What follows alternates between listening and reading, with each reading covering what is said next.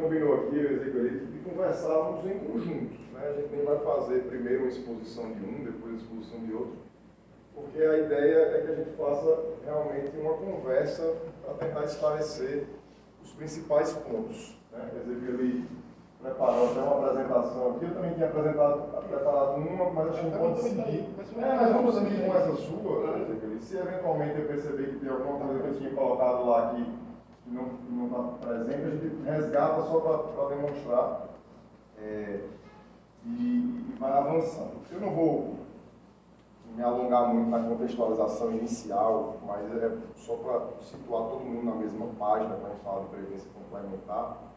Não sei se tem alguma etapa, alguma coisa de contextualização aí, isso já vai direto para as dois. Só para contextualizar bem rapidamente, tá, pessoal?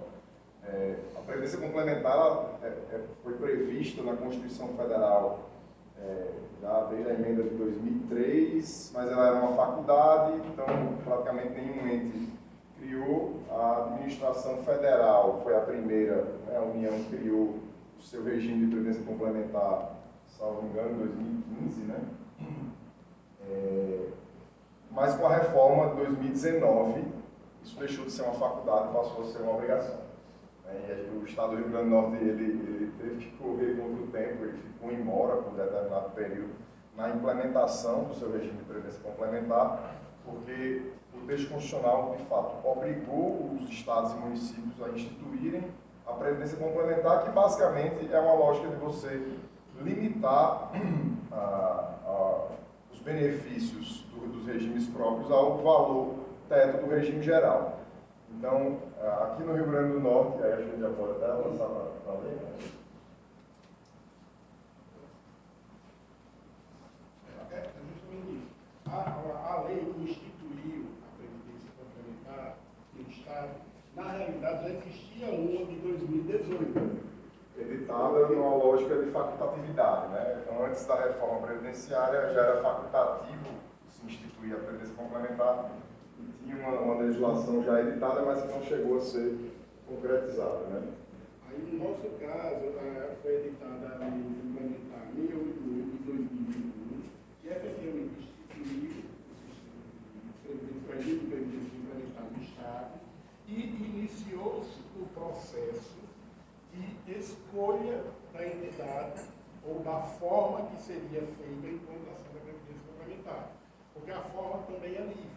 O Estado poderia escolher criar a sua própria previdência complementar do zero instituto. Alguns criaram um instituto de previdência complementar próprio, como a própria Assembleia Legislativa criou um instituto de previdência complementar dentro dela, entendeu? Mas o Estado do Rio Grande do Norte, a opção que foi feita, eu trouxe um grupo de trabalho, e a opção que foi feita foi de escolher um plano muito patrocinado para dar maior segurança, também, com questão de escala, reduzir os custos, até em taxa de administração, aos servidores, né? Porque a partir do momento que você divide um maior número de pessoas, a taxa de administração fica menor para que as pessoas paguem. Né? Houve um edital, tiveram assim, 10, não foi? Não passo. Até porque você falou, identificando, né? Identificou como representante do executivo, como representante do IPER, não importa se perguntando da ordem, né? É justamente na lei complementar que foi editada depois da reforma previdenciária de 2020, a lei ela prevê a instituição de um comitê de assessoramento da previdência complementar, que é um comitê paritário entre todos os poderes. Então, ele é um colegiado que tem o papel de assessorar e acompanhar a implementação e a execução do regime de previdência complementar no âmbito do Estado do Rio Grande do Norte. E aí tem representante do Poder Judiciário, do Poder Legislativo, do Poder Executivo, do IPERN, da Defensoria, Ministério Público, enfim, titulares e suplentes. E o comitê ele tinha a atribuição primeira, digamos assim. Tem representante também dos servidores ativos e representantes inativos também. Indicados pelas entidades de classe, né? São, os sindicatos e associações fazem a indicação para o gabinete da governadora para ela nomear, ela que nomeia os membros integrantes do comitê. E o comitê tinha a atribuição inicial, a mais relevante, de conduzir o processo de seleção da entidade, porque, como Ezequiel disse, a própria lei complementar já definiu o modelo que o Rio Grande do Norte ia seguir, que era de contratar uma entidade de previdência complementar. A gente não foi pelo caminho, por exemplo, de Sergipe, que criou uma entidade própria, que teria todo um custo envolvido. E o comitê conduziu esse processo seletivo para poder finalmente implementar o regime de previdência complementar, literalmente correndo contra o tempo, realmente, porque tinha exigência do Ministério da Previdência, da STN, a própria CRP do Estado ficou um tempo com uma pendência pela dificuldade e pela demora na implantação do regime de previdência complementar, mas fato é que, conduzido o processo seletivo, o comitê, sempre deliberando de forma colegiada, foi escolhendo algumas diretrizes, alguns critérios de como seria essa seleção. Quer dizer, que ele mencionou uma que é relevante, até para vocês entenderem como é que está hoje o nosso regime. A gente definiu no processo seletivo, para constar no edital, que a gente iria priorizar um plano multipatrocinado. Ou seja, desde que ele mencionou a Assembleia. A Assembleia, por exemplo, escolheu formar um plano próprio. Ou seja, vai ser um fundo com recursos capitalizados só com os integrantes do regime ali da Assembleia. Só que isso também tem um custo envolvido, um custo administrativo. Você precisa fazer um aporte financeiro inicial até para a instituição financeira viabilizar uma rentabilidade no fundo desse porte. E aí o Estado do Rio Grande do Norte, pela dificuldade financeira e uma preocupação que a gente viu realmente de ter toda a gestão de governança de um plano com essas características, a gente optou pelo caminho de um plano muito patrocinado, que também não é uma novidade. Há vários outros estados seguindo por esse caminho, só para dar um exemplo, a gente não inventou a roda, a gente fez visitas à Paraíba, a Paraíba segue um plano muito patrocinado, tem Rondônia, com a própria BB Previdência, inclusive, mas vários estados optam por planos muito patrocinados. E aí, no processo seletivo, a BB Previdência sagrou-se vencedora, foi um processo seletivo, obviamente, sem nenhum tipo de direcionamento. A decisão ali, como eu estava dizendo, foi no detalhe dos critérios técnicos, tinha lá taxa de administração, experiência dos diretores, prazo de resgate dos valores aplicados em caso de desligamento e encerramento de vínculo. Tinham vários critérios de avaliação e a BB Previdência ficou ali alguns pontos à frente, salvo engano, foi a Itatu, que foi o segundo lugar, enfim. E ele foi bom, foi bom em Sul, a Itatu foi a terceira, exatamente. E foi bom no sentido de que acabou sendo uma entidade que tem uma experiência larga com entes públicos, né? A BB Previdência, esse plano específico que foi contratado com o Estado do Rio Grande do Norte, esse BB Prévio Brasil, ele tem hoje 290 e tantos entes patrocinadores. Claro, a maioria municípios, mas tem, salvo engano, 7 estados, né? Rio Grande do Norte, Paraíba, Rondônia, não vou lembrar todos, Goiás. Enfim, tem 7 estados que estão como aderentes também desse plano, esse mesmo plano do Rio Grande do Norte, o que significa dizer que é um fundo gigantesco do ponto de vista de recursos ali alocados e os servidores do regime de previdência complementar do Rio Grande do Norte têm suas contas individualizadas cotizadas dentro desse fundo, né? Mas é um fundo único que gere aí recursos aí de 294 entes e servidores desses 294 entes. Esse foi o processo de implantação da Previdência Complementar, eu não sei se tem aí, isso foi basicamente, vocês situarem no tempo, em julho de 2024, tá, pessoal? O comitê, ele foi instituído pela lei, mas o decreto só foi em 2023, não é isso?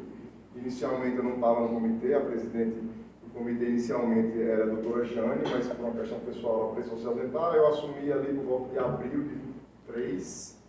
O processo seletivo se encerrou, salvo engano, dezembro, janeiro de 2023, e tem o processo de assinatura dos contratos, etc. e já estava na Previc. Isso, a homologação pela Previc e a Previdência Complementar aqui no Estado do Rio Grande do Norte foi efetivamente implantada em julho de 2024. O que significa dizer...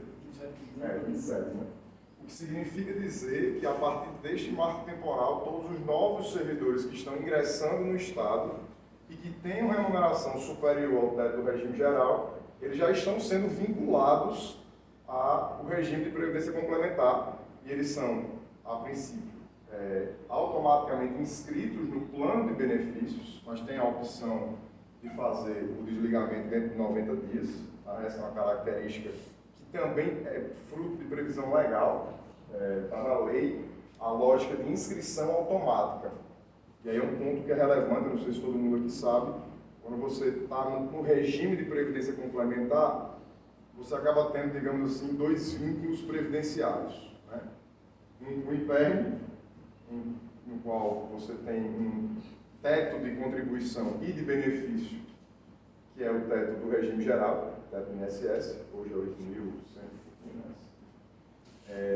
E o outro vínculo, que é esse sim facultativo, com a entidade de previdência complementar, a entidade fechada de previdência complementar, no caso do Rio Grande do Norte da BB Previdência, em que você pode contribuir com um percentual que é, inclusive, variável, você pode definir esse percentual, e até 8,5% você tem a contribuição paritária do Estado. Né? Ou seja, você bota R$1, o Estado bota R$1, e aí é nesse sentido que a gente tem a dinâmica da Previdência Complementar. Uma parte de contribuição para o IPERN até o teto do INSS, do que exceder o teto do INSS, a possibilidade de contribuir para a BB Previdência, tendo a contrapartida paritária do Estado do Rio Grande do Norte, até o limite de 8,5% calculado sobre essa diferença. Então, os servidores que ingressaram, e aí a gente teve alguns ingressos relevantes, né? 200 e tantos servidores do TJ, uma turma grande de delegados da Polícia Civil, teve uma turma da Procuradoria, de 20 e poucos procuradores agora no início de 2025, a gente teve algumas turmas já de ingressos de pessoas, de servidores de categorias com remuneração superior ao teto do regime geral, que ingressaram depois do marco temporal e já estão vinculados à Previdência Complementar do Rio Grande do Norte, contribuindo, tendo a contribuição do Estado, ou seja, a Previdência Complementar no Rio Grande do Norte ela já funciona. Tá? Mais aqui. Falou, né? Hoje em dia, a gente tem dois regimes de previdência própria, certo? Um regime que é chamado regime pleno, que são as pessoas que ingressaram no serviço público do Estado do Rio Grande do Norte antes de 27 de julho de 2024. Essas pessoas vão receber os benefícios do IPERN dentro das leis da Lei Complementar 308, limitadas apenas ao teto do serviço público. Eu não tenho dúvida, ou seja, plenamente dentro do regime complementar. Todos aqueles que ingressarem no serviço público do Estado do Rio Grande do Norte, posterior a essa data, eles estarão sujeitos ao regime de previdência complementar. A inscrição no IPERN é obrigatória. Todos vão contribuir ao IPERN. Certo?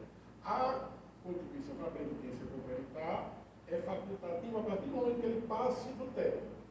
Se ele passar do teto, seja no ingresso, ou seja, posterior, ele só vai contribuir ao IPERN até o teto, da base de cálculo até o teto do regime geral, e o restante, ele, a partir do momento que ele passa do teto, ele será inscrito na Previdência Complementar e terá até 90 dias dizendo, não, eu quero ou não quero contribuir para a BB Pré, mas ele estará dentro do regime de Previdência Complementar, se ingressarem no serviço público depois dessa data. Não é? Então, todos os servidores efetivos do Estado do Rio Grande do Norte, antes da data, depois da data, eles são segurados no IPERN.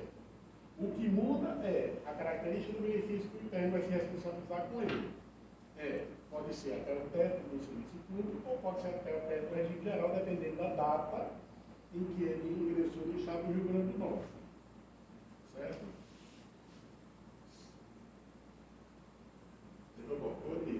Ele tem aqui ele fala só para entender os termos, que é os regimes, né? Não tem RPPS, é o regime próprio de previdência social, que é o regime criado por entes públicos para proteger os seus servidores.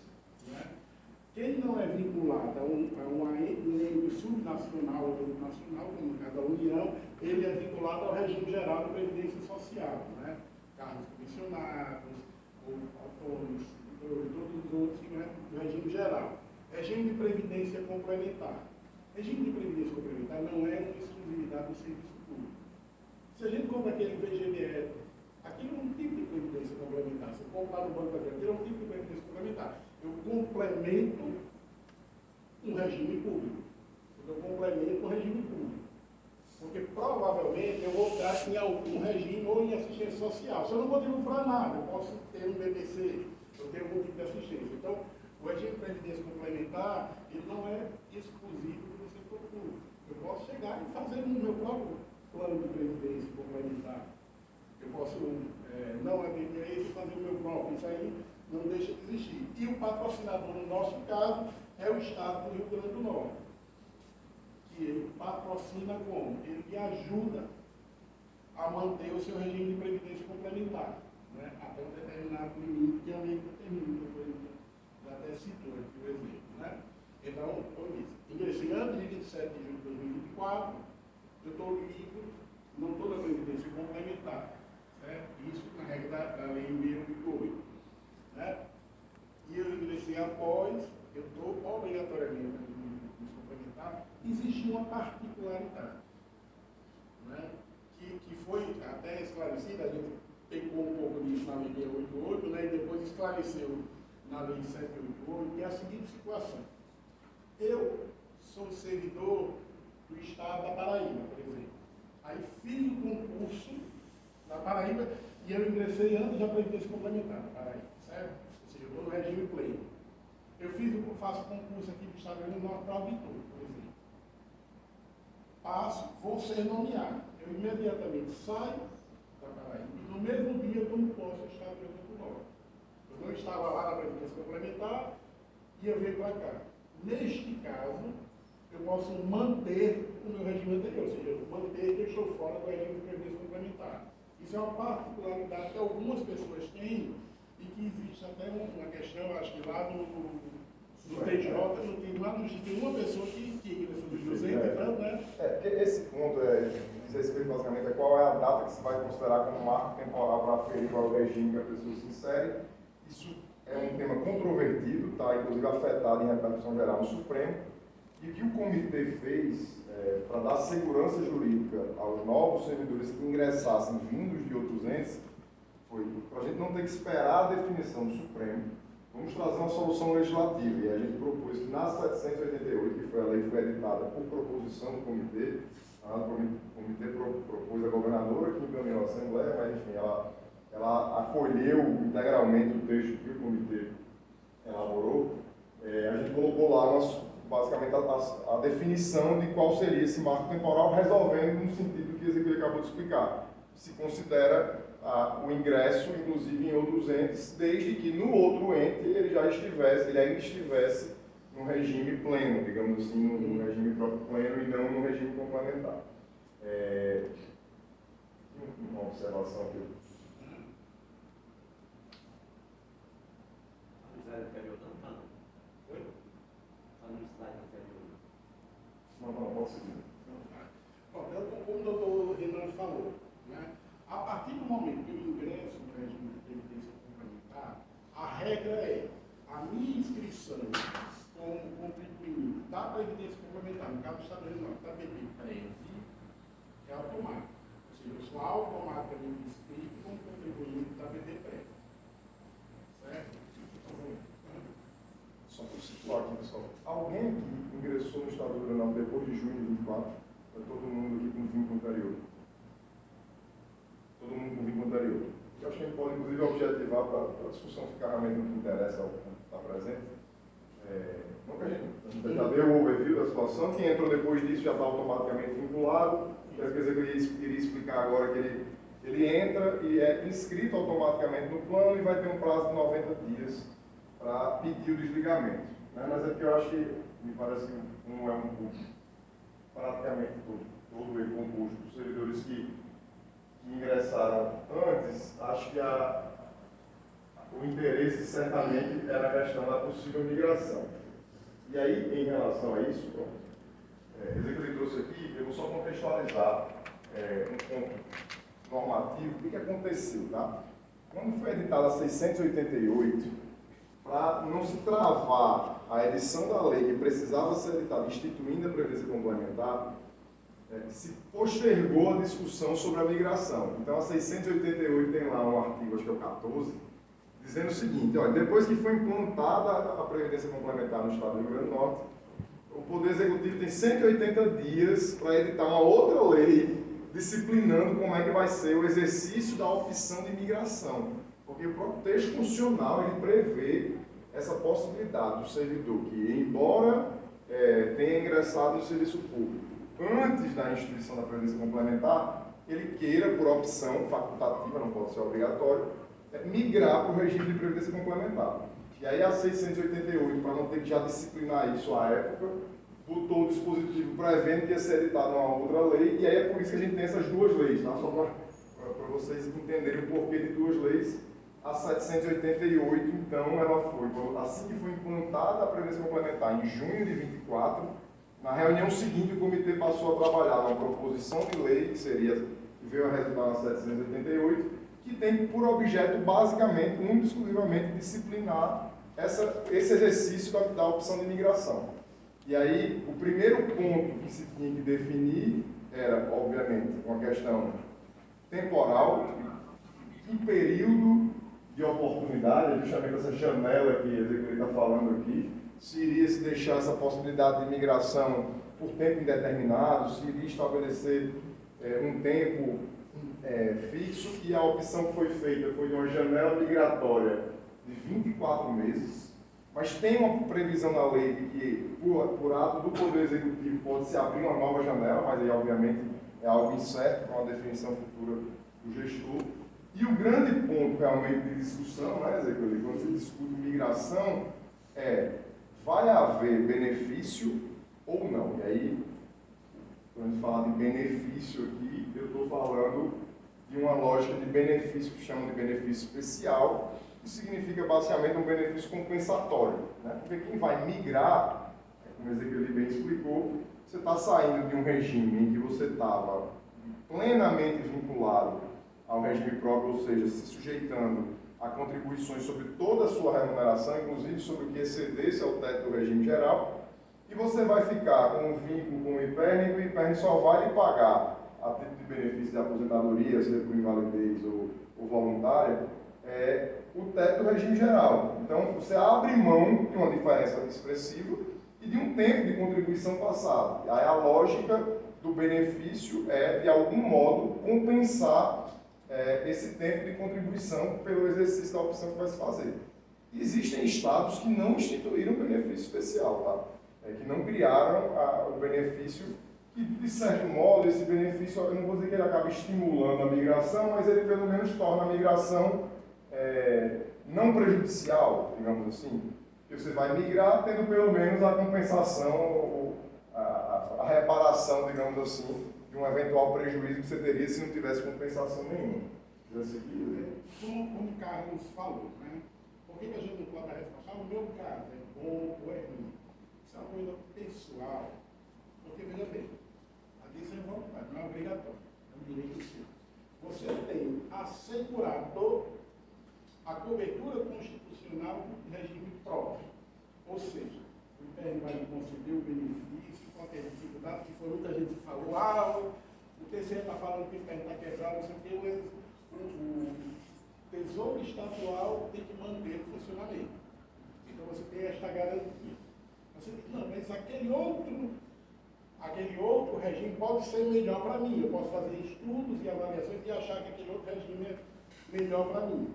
A partir do momento em que eu tome essa decisão, ela é irrevogável. Você assinou o termo e migrou, eu me arrependi, quero voltar. Você pode deixar de contribuir para a BB Prévio. Você está no previsto por equidade, sabendo que perde o teto do regime geral. Certo? Por isso que Carlos diz, eu não posso dizer para vocês se é melhor ou não é melhor. Porque isso é uma decisão que me afeta pessoalmente e eu não posso voltar atrás. Se eu me arrepender daqui a 2 meses, chato. Não tem como voltar, eu assinei errado, eu fui enganado. É uma pessoa revogada e retratada. Por isso que a pessoa tem que pensar, conhecer. A gente está aqui para tirar todas as dúvidas técnicas, mas não dizer para mim é bom, para mim é ruim, não. Ele pode tirar dúvida que está na lei, está no regulamento da BB Prévio, está na negociação, ele pode tirar qualquer dúvida nesse sentido. Mas dizer se é bom ou não para você, isso é pessoal. Só para entender a lógica aqui, a gente viu que para os novos servidores Já é obrigatório. É obrigatório. Então, passando no concurso, proposta ali, empate. É a dica do IPE. Beleza. Se você ganhar até isso, aí fica só lá no IPRD. E se você ganhar superior a isso, automaticamente você é registrado no RPC. Não, E na verdade é o seguinte, qualquer salário, você está no RPC. Qualquer salário, você está no RPC. Você ingressou no A inscrição no plano. Não, a inscrição no plano. A inscrição no plano é que é acima do Isso, geral. isso. Aí você me diz, bom, esse pessoal novo não vai ter o benefício complementar. Mas o pessoal antigo, meu, nosso caso aqui é velho, todo mundo, vai ter um benefício especial. Vocês vão falar sobre Isso, mas- exatamente. Eu Você aqui, não está aqui. Trouxe aqui. É, o meu que é. Pronto, então é justamente isso. O que muda? O seu benefício futuro, se você migrar, o seu benefício futuro fica limitado ao teto do regime geral, você renuncia aos direitos das contribuições passadas, né? E o que você ganha com a migração? Você passa a ter direito a um benefício especial pago em compensação junto com a aposentadoria. Então, o Leandro até citou o exemplo da prática que ele fez. Quem migrar para a previdência complementar, certo? Chegou a data de se aposentar. Se quem não migrou, vai ser uma parcela única paga lá pelo IPR. Quem migrou para o regime de previdência complementar vai ter uma parcela recebida pelo IPR, uma parcela chamada benefício especial, paga pelo Estado do Rio Grande do Norte, e uma parcela que a BB Prévio vai pagar das suas cotas. Então você vai receber 3 pedacinhos de parcelas. Cada uma com a sua regra de cálculo própria, a do benefício especial está prevista na lei, que a gente vai trazer aqui. A do IPL está prevista na lei 308, que é o cálculo pela média, limitado ao teto do regime geral, e a da BB Prévio existe. Você, como o Fernando citou, você vai ter uma conta lá que você vai acessar e você vai ver a evolução das suas contribuições e quanto ele pode gerar. Quando você for se aposentar, na BB Prévia, ela vai lhe dar 3 opções de escolha de como é que você quer receber o valor. Você pode dizer, eu quero meu dinheiro todinho, vem para cá. Bota o dinheiro todo na sua conta. Eu quero receber um pedaço de dinheiro, o resto eu quero que converta num pecúlio, para eu ficar recebendo. Você pode definir a quantidade de tempo. Você vai ter uma variedade de opções que a BB Prévia vai lhe fornecer em relação a isso. Então você vai ter uma certa flexibilidade. Os outros dois estão previstos na lei, e o terceiro também de prévio, você vai ter uma variedade de escolhas de como receber esse valor. Então, o benefício especial, ele é compensatório, ele é pago mensalmente, inclui o 13º, ele é pago até os pensionistas, a pessoa que vier a falecer, não é? Ele é corrigido pelo mesmo índice da sua aposentadoria, ou seja, o interno corrige sua aposentadoria, e o Estado vai com o mesmo índice vai ser corrigido também do seu benefício especial. Eles dois vão acompanhar o regime, o índice do regime geral de previdência social. Na verdade é o INPC, né? Então, o servidor que se aposentar no regime geral, Se migrar. Se migrar, claro, ele vai ter direito a parte que lhe cabe no regime geral, mais o benefício especial a título de 13º. Não. Ele é recebido mensalmente. Não, Você vai ter uma parcelinha. Mensalmente, vamos falar assim. Tem o 13º, O 13º sobre o benefício especial e sobre essa parte do regime geral, né? Sim, isso. E na realidade, como eu estava dizendo, você acaba tendo a possibilidade de formar 3 fontes de pagamento na inatividade. Eu digo possibilidade porque aí esse é um ponto que não sei se fica claro para todo mundo. Uma coisa é o regime de previdência complementar, outra coisa é o plano de benefícios. Quando a gente diz que alguém é vinculado ao regime de previdência complementar, quer dizer que ele, em nenhuma hipótese, vai poder ter um benefício superior ao teto do regime geral e que as contribuições dele também só vão incidir até aquele valor. Então, um servidor que ingresse hoje e que a remuneração dele seja, sei lá, R$5.000, ele ingressou, a remuneração dele é inferior ao teto do regime geral, mas ele é vinculado ao regime de previdência complementar. Porque se daqui a 5 anos ele passar a ganhar R$20.000, R$15.000, no momento em que ele ultrapassar o valor do teto, como ele ingressou depois da implantação do regime de previdência complementar, ele é vinculado ao regime de previdência complementar e a contribuição dele vai ter um teto, só incide até o valor do regime geral, até o teto do regime geral. A partir dali ele vai ter a inscrição feita no plano de benefícios, é isso tudo. A inscrição no plano de benefícios é que é, digamos assim, facultativa. O servidor ele tem 90 dias para dizer, olha, eu fui automaticamente inscrito, que automaticamente não quer dizer que você seja obrigatoriamente vinculado eternamente àquele plano. Você é automaticamente inscrito quando você está ligado ao regime de previdência complementar, mas você tem o direito de se desvincular do plano. Você pode simplesmente ficar, aí seria o cenário de quem não vai ter as 3 fontes. Vamos pegar meu caso, por exemplo. Eu ingressei no estado do Rio Grande do Norte em 2016. Se eu exercesse o direito de migração, mas dissesse, não, eu não quero me vincular ao plano da BP Previdência porque eu não confio na rentabilidade, não quero, enfim. Eu vou ficar só com a contribuição para o IPERN e ponto. Na verdade, eu ia ter e o benefício especial. Eu ia ter o benefício especial e a contribuição para o IPERN. Eu vou ter exclusivamente dois recebimentos no momento em que eu me aposentar. Vamos pegar um exemplo de alguém que ingressa no serviço público hoje, um colega de procuradoria que ingressou agora em fevereiro e que optou por se desligar do plano. Quando ele se aposentar, ele só vai receber do IPERN o teto do regime geral, e mais nada. Por uma opção dele de não se vincular ao plano de benefício. Agora, quem se vincula ao plano de benefício, ele passa a ter 3 dinâmicas completamente distintas. Por quê? Para o IPERN é a lógica tradicional, ele vai estar contribuindo para um regime que tem todas as características ali de repartição, solidário, etc. É um fundo que, se eventualmente for deficitário, o Tesouro tem a obrigação legal e constitucional de cobrir, etc., que é o IPERN que faz a gestão. Ele vai ter uma outra parcela que depende, é essa grande característica da Previdência Complementar. Não é mais um fundo de repartição, não é um fundo ali coletivo, digamos assim. Ele vai ter uma conta cotizada na BB Previdência. É literalmente o que ele botar. E aí vai depender, portanto, do histórico de contribuições dele, quanto ele vai formar de capital acumulado, considerando as contribuições dele e as contribuições do patrocinador, para se calcular no final, quando ele for se aposentar, quanto aquele montante que ele acumulou vai conseguir gerar para ele de renda mensal, ou como ele disse, aí ele vai chegar mais à frente as possibilidades de como você receber a sua aposentadoria da BB Previdência.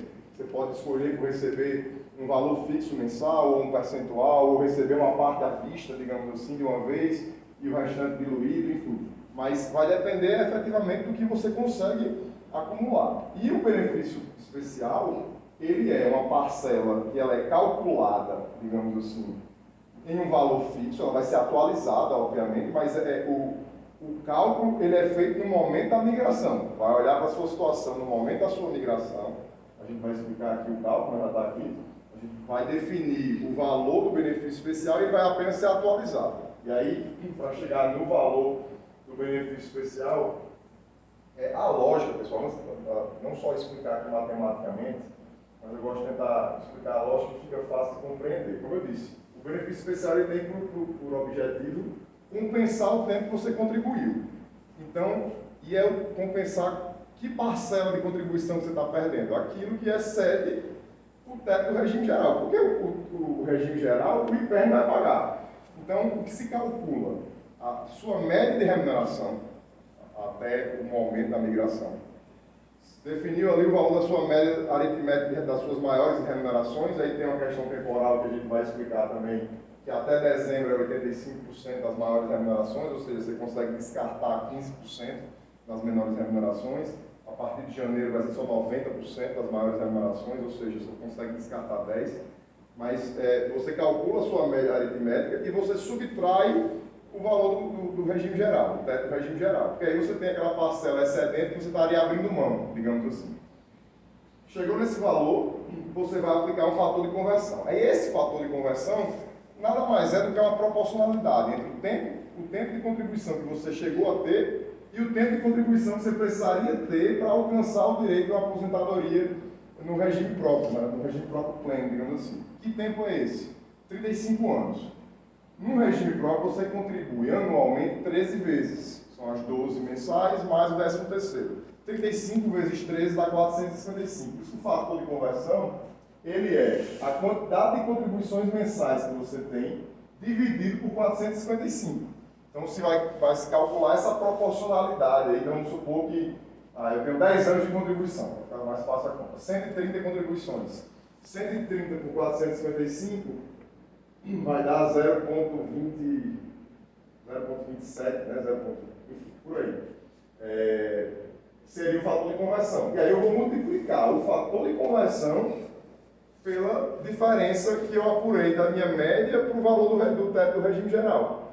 E aí vai se estabelecer o valor do benefício especial. Não sei se deu para captar a conta. Vou falar aqui em números para a gente ter uma noção. Vamos supor que a diferença, que a média do servidor fosse de 18 mil e pouco. Ou seja, o que excedeu ao teto fosse 10 mil reais. Né? E o fator de conversão dele fosse justamente esse, 0,28. A gente iria multiplicar 0,28 por 10 mil, que é só a diferença, e chegar a um valor de benefício especial de R$ 2.800. Esse valor é o valor do benefício especial que vai ser atualizado, corrigido, e aí quando for ser concedida a aposentadoria dele, ele iria receber do IPEM os 8 mil e pouco do teto do regime geral, os 2.800 do benefício especial, claro, estou considerando as atualizações aqui, e da Previdência Complementar, se ele tivesse mantido no plano de benefícios, contribuindo e tendo os aportes do Estado, esse valor vai depender de quanto tempo ele ficar contribuindo. Então, a decisão entre migrar ou não migrar, é por isso que não dá para a gente dizer, vale a pena ou não vale, porque ela tem algumas variáveis que são incertas para todo mundo. Então, é uma decisão realmente muito delicada. Existem estudiosos que, inclusive, fazem essa análise considerando alguns cenários, cálculos atuariais, o pessoal faz a consideração, inclusive, de estrutura familiar, cenário, inclusive, de saúde, de família, para poder estimar o seu cenário, porque se precisa projetar quanto tempo você vai ficar contribuindo para aquela sua conta individualizada na Previdência Complementar, ou seja, quanto você vai conseguir juntar de dinheiro, traduzindo aqui, né, quanto você vai conseguir juntar na sua conta individualizada ali, cotizar, considerando os seus aportes e o aporte paritário do Estado, para dali você fazer um somatório. Tá, o benefício especial é tanto, o regime geral é tanto, e na Previdência Complementar eu vou conseguir receber, vou juntar tanto, considerando que eu vou receber por tantos anos depois que eu me aposentar, eu vou conseguir gerar uma renda de mais tanto. Somando isso, vai dar mais ou menos do que eu teria se eu fosse me aposentar no regime próprio pleno, digamos assim. É essa a conta. E é uma conta difícil. Primeiro, porque não é tão simples você cravar quanto você iria receber no regime próprio. Hoje você está dando quanto eu vou receber se eu permanecer no regime próprio pleno, digamos assim, qual vai ser o valor da minha aposentadoria. Não é uma conta fácil de fazer, porque vai depender da sua média, depender da sua data de ingresso, enfim, tem várias nuances a serem consideradas.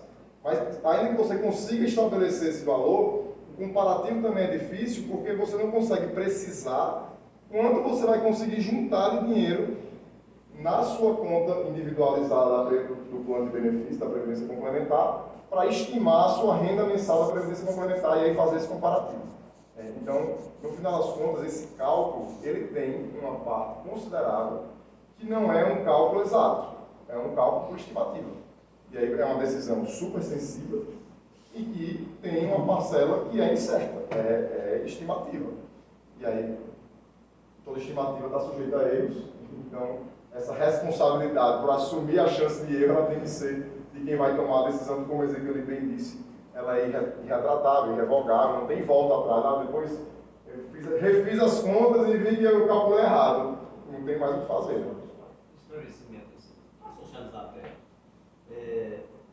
Naturalmente, pelo que eu vi até agora a exposição, a curva de 2004 para cá não tem integralidade de paridade, está razoavelmente bom para até porque não tem a segurança jurídica de que não vai haver outra reforma da Previdência de 2027 e chega martelando. Agora, e para turma antes de 2004, 2003 para trás, tem muita gente aderindo isso?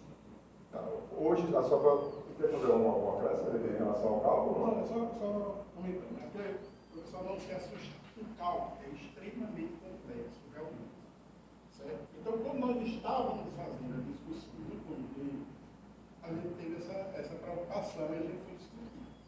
Quem é hoje que tem o know-how de cálculos do Estado? O IPER. Agora, o IPER tem a previdência própria. Então, a gente fez um acordo, uma cooperação de que todos garantiriam o acesso à informação, porque o IPER tem acesso às informações executivas. Então, todos os poderes mandando as informações para o IPER, para o IPER ter todas as bases de contribuições, o IPER hoje já tem um simulador para calcular o benefício previdenciário, que pode ser por média também. Então, a gente já tem a ferramenta de cálculo, a gente ofereceu e desenvolver o simulador.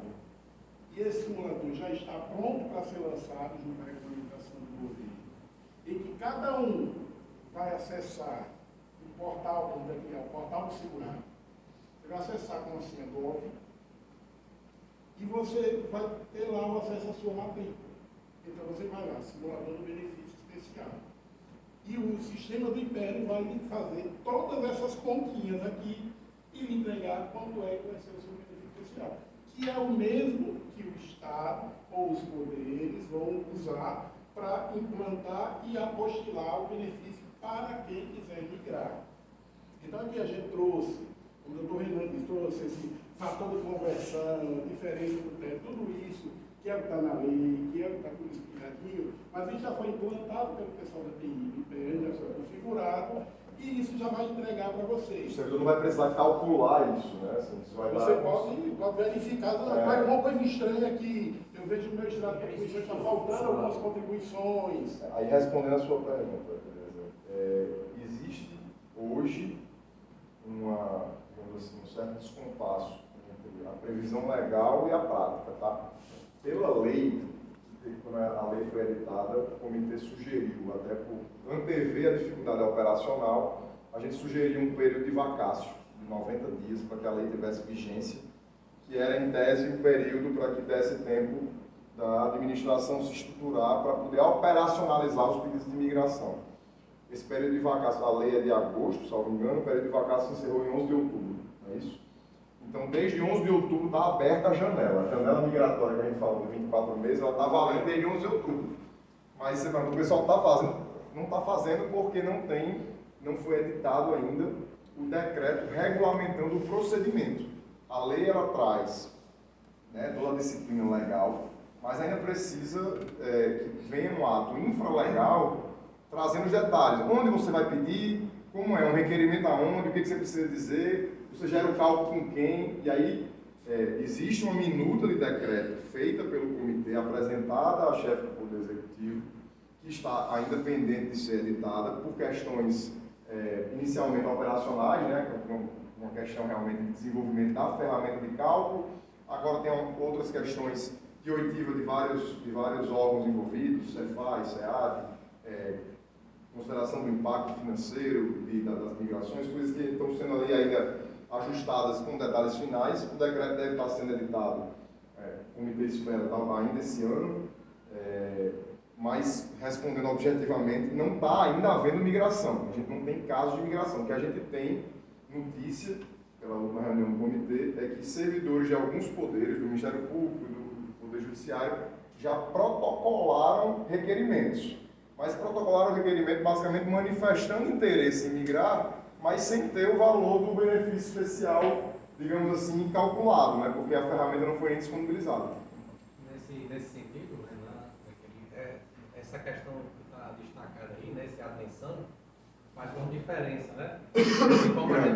Como a gente não tem o operacional, a gente não pode fazer a opção com mais segurança sobre e aproveitar, né, esse benefício aí desses 5%. Você vislumbra que vai ser feito algum equacionamento, ou a gente entraria com um pedido e esperaria isso, e se for o caso e não ser vantajoso, a gente desiste dele? Isso. Aí eu vou dar a orientação que os outros membros, os outros vogais estão dando nos seus respectivos poderes, que foi o que ficou deliberado, inclusive, no comitê. Quem pensa em fazer a opção, aí que não tenho certeza, eu faria o protocolo de um requerimento. No meu caso, por exemplo, para dar um exemplo pessoal, eu tenho uma dúvida se eu vou migrar ou não, eu vou protocolar um requerimento. Mesmo sem saber o valor específico do benefício especial e mesmo sem ter a certeza se eu vou migrar. Sem assinar ainda o termo. Exatamente, porque o procedimento, um protocolo. É porque você manifesta, você vai, aí é só cuidado, obviamente, com o requerimento, você vai pedir, o requerimento que você vai fazer do cálculo do benefício especial. Se você for olhar a lei, ela diz que tem que estar disponibilizado pela administração uma ferramenta de cálculo, de simulação do seu benefício. A gente não tem, né? Nós, como servidores, não temos hoje. Então, eu vou requerer a disponibilização do meu cálculo para manifestando interesse em possível migração. Porque o procedimento que está previsto no texto do decreto, se for acolhido, a gente não sabe se vai ter algum ajuste, mas assim, a essência, a lógica é, o servidor ele vai ter uma opção de gerar a simulação no campo, como o Ezequiel disse, acessível pela internet, com o Gov, você entra pela sua matrícula, você tira ali o valor simulado do benefício especial. Se desse valor você perceber qualquer tipo de inconsistência, você pode questionar esse valor e vai ter um procedimentozinho que você vai questionar, não considerou um tempo que eu tinha averbado e que minha remuneração era maior, então a minha média ficou errada, enfim. São situações que vão acontecer e a norma vai estar prevendo esse tipo de situação. Mas vamos supor que a simulação você concorre com o valor, você abre o processo de migração, mas aí precisa que a administração confirme o valor, que ela vai calcular, digamos assim, o benefício especial por dentro, oficialmente, para constar num processo, olha, o benefício especial calculado para esse servidor é tanto. E aí você vai ser chamado a exercer a opção, a exercer um termo que é um anexo, inclusive, do decreto. O decreto ele traz um anexo lá que é o termo de opção, de migração mesmo, que aí sim seria o ato irretratável. O requerimento não é ainda o ato irretratável, entendeu? Você faria o requerimento, por isso que eu estou para garantir esse marco temporal, porque inclusive já antevendo essa possibilidade, no decreto, na proposição de texto do decreto que o comitê fez, a gente colocou lá uma previsão de que, para fins de apuração de como é que seria o cálculo, consideraria-se a data de protocolo do requerimento. É justamente, a gente estava imaginando que ia demorar tanto para o decreto ser publicado, mas o que a gente estava imaginando era a possibilidade de um servidor decidir fazer o protocolo dele, sei lá, dia 29 de dezembro. Não ia dar tempo do processo começar e terminar antes de 31 de dezembro, então ia terminar ali em janeiro, e aí precisaria retroagir para garantir a questão dessa sistemática de cálculo mais favorável, que você consegue fazer um descarte maior de menores remunerações. Acho que alguém quer mais um. Nesse portal aí do servidor que vai ser criado, você vai poder fazer a simulação de encontrar o benefício especial, né? Mas você não consegue fazer a simulação, que é importante para você tomar uma decisão dessa, de quanto seria a sua aposentadoria lá na frente. Para quem não tem a paridade, a integralidade, isso que você falou, a gente... É porque é justamente isso. O IPE, ele só faz o cálculo quando existe até quando você vai se aposentar. A primeira simulação que é feita lá no atendimento de IPE é se você tem os requisitos de aposentadoria. Ele não faz o cálculo se você não tem requisitos. É a nossa ferramenta de cálculo em turmalista, né? Ele só faz o cálculo para quem tem o requisito. Por quê? Porque aquele valor lá o cara pode dizer, não, mas isso aqui me deve esse valor lá, aí daqui a um mês mudou a legislação, mudou alguma coisa, mudou um artigo, mudou alguma coisa. É justamente isso. Então, o primeiro que ele faz é ver se ele enquadra você em algum requisito que você adquiriu o direito de aposentar. Aí, com a regra, o requisito que você tem é que existe um cálculo ou uma forma de fazer. Por isso que não tem. Mas tem uma outra simulação que você consegue fazer que é relevante. Tem uma ferramenta disponível também, que essa já está inclusive disponível, que é a ferramenta da BB Previdência. A BB Previdência ela tem um simulador disponível e ela está lá disponível, inclusive com o vínculo do Estado do Rio Grande do Norte, que já vai calcular essa questão da nossa contribuição máxima, né?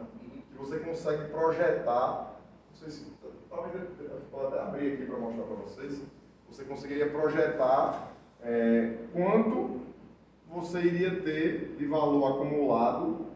Claro que é uma estimativa, né? Mas a ferramenta ela vai lhe dar ali as possibilidades. Se eu fizer a escolha por receber, considerando expectativa de vida média, ou seja, a renda mensal ali, considerando a expectativa de vida, ele vai dar o valor que ficaria a sua contribuição, vai levar em consideração sua idade, etc. Ele faz uma conta ali que já vai lhe dar pelo menos o segundo elemento, né? Você vai ter o cálculo do benefício especial, e aí vai projetar quanto é que você conseguiria alcançar de benefício na complementar e vai ficar faltando para a conta essa variável que você suscitou do valor do seu... Para quem não migrar. Quanto é que seria a sua aposentadoria se você não migrasse. Agora, em relação a isso, aqui, conversando com o servidor, a gente não consegue ter essa estimativa porque ela é futura, então vai depender da sua média de remuneração ao longo do tempo do futuro, mas você consegue ter pelo menos uma noção a partir do cálculo do BR, porque o cálculo do BR vai vir com a memória de cálculo, ele vai trazer a sua média hoje de remuneração, as suas maiores remunerações. E para quem entrou depois de 2004, 2003, que não tem paridade, a forma de cálculo do benefício é justamente a média. Então você já tem uma noção, se minha média é tanto, vamos supor que eu alcançasse os critérios para ter o salário de benefício de 100% da minha média, né? Se eu for ter 100% da minha média, você já tem pelo menos uma noção. Vai ser isso aqui se a minha remuneração não oscilar muito, se ela não aumentar muito, tiver só correções, enfim, você já teria pelo menos uma referência, né? Um patamar de referência. E outra coisa também, eu acho que essa questão aí da sua contribuição para BB vai ser como era lá na Previ, que você pode escolher aonde alocar os recursos, porque lá você dizia assim, olha, eu quero ser conservador, moderado ou agressivo. Não. Aqui você não tem essa opção. A escolha que a gente fez foi por um fundo único, que é um fundo muito patrocinado, inclusive em critérios lá, que era justamente a característica da política de alocação desses investimentos. Ele é um fundo conservador, porque, enfim, a gente sabe, o Brasil vivenciou recentemente agora, né, com Master, situações desses fundos de previdência com escolhas questionáveis, então, nesse sentido, a gente acabou indo para um fundo conservador. Ele tem 294 patrocinadores, se não me engano, e a política de investimento dele ela é conservadora. Ela é conservadora e eles têm a apresentação da BB Previdência, eles têm no site deles também, eles têm lá a política de investimento, eles têm digamos assim, essa divisão, né, no que eles aportam e tudo, mas de modo geral eles têm algumas limitações até por imposição da Previc, porque entidades de previdência fechada que atendem, né, os regimes de previdência complementar dos entes públicos, eles têm algumas amarras, eles não podem fazer certos tipos de investimento, né, eles têm algumas limitações. Dúvida. Nossas contribuições vão para uma conta individual ou vai estar tudo num bolo só? É tudo num bolo só, é um fundo. Só que está cotizado, né? É a lógica de um fundo de investimento. Você aplica um valor num fundo de investimento, sei lá, qualquer fundo de investimento normal da própria... BBDI, Plus, Isso. São mais comuns. Você vai colocar ali, o dinheiro ele está sob uma custódia única, acho que eu tenho que estar, mas ele é cotizado no seu CPF, digamos assim.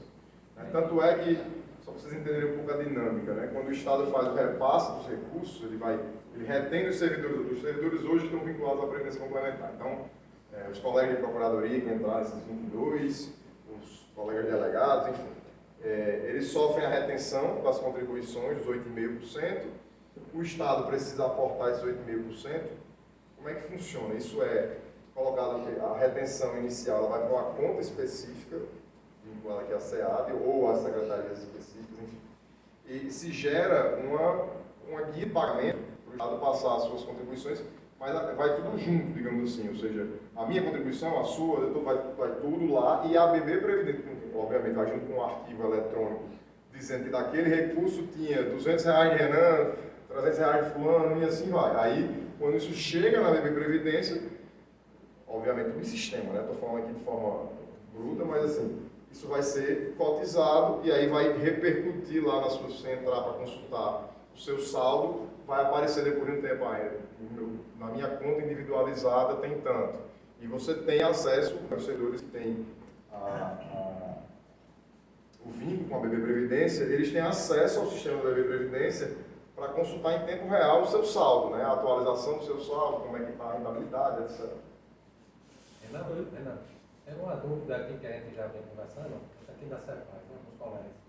E a dúvida é a seguinte, existe um risco, enfim, de alguma forma real, de pendência, de o Estado ficar pendente financeiramente com os repasses, seja do que ele reteve dos 8,5%, ou seja, da contraparte de patrocinador, e se isso acontecer, assim, legalmente, está bem amarrado para... Quem a gente processa, né? Está bem amarrado para se buscar o resgate?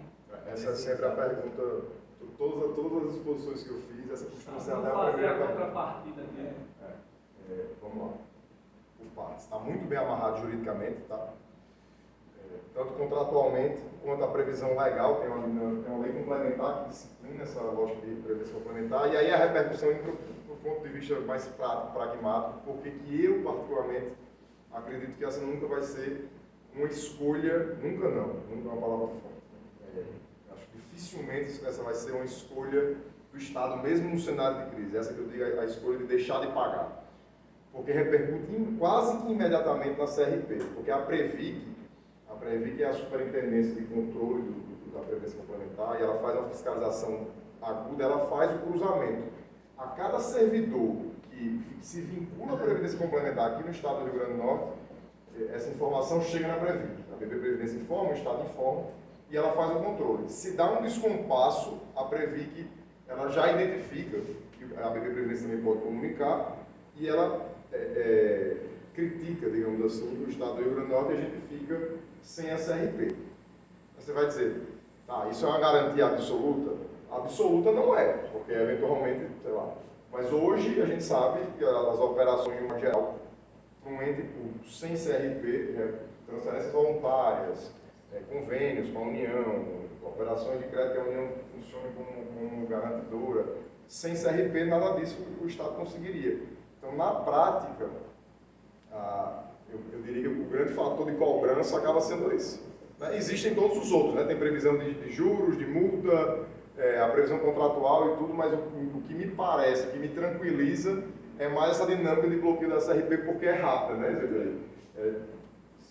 Atrasar ali o repasse com poucos meses, 45 dias, 60 dias, a coisa já dá já bloqueia e você tem o efeito prático no Estado. É o que nem CRP, certidão de... É a certidão de regularidade previdenciária, desculpa, vou falar a sigla aqui. A CRP é a certidão de regularidade previdenciária, que todo ente público precisa ter para uma série de operações. A principal delas é para receber qualquer tipo de recurso federal. O Estado do Rio Grande do Norte, sem CRP, não recebe R$1 da União, traduzindo assim, de forma bem clara. Hoje ele tem essa CRP. Hoje o Estado está com a CRP. O Estado ficou um tempo, já ficou várias vezes sem CRP, né?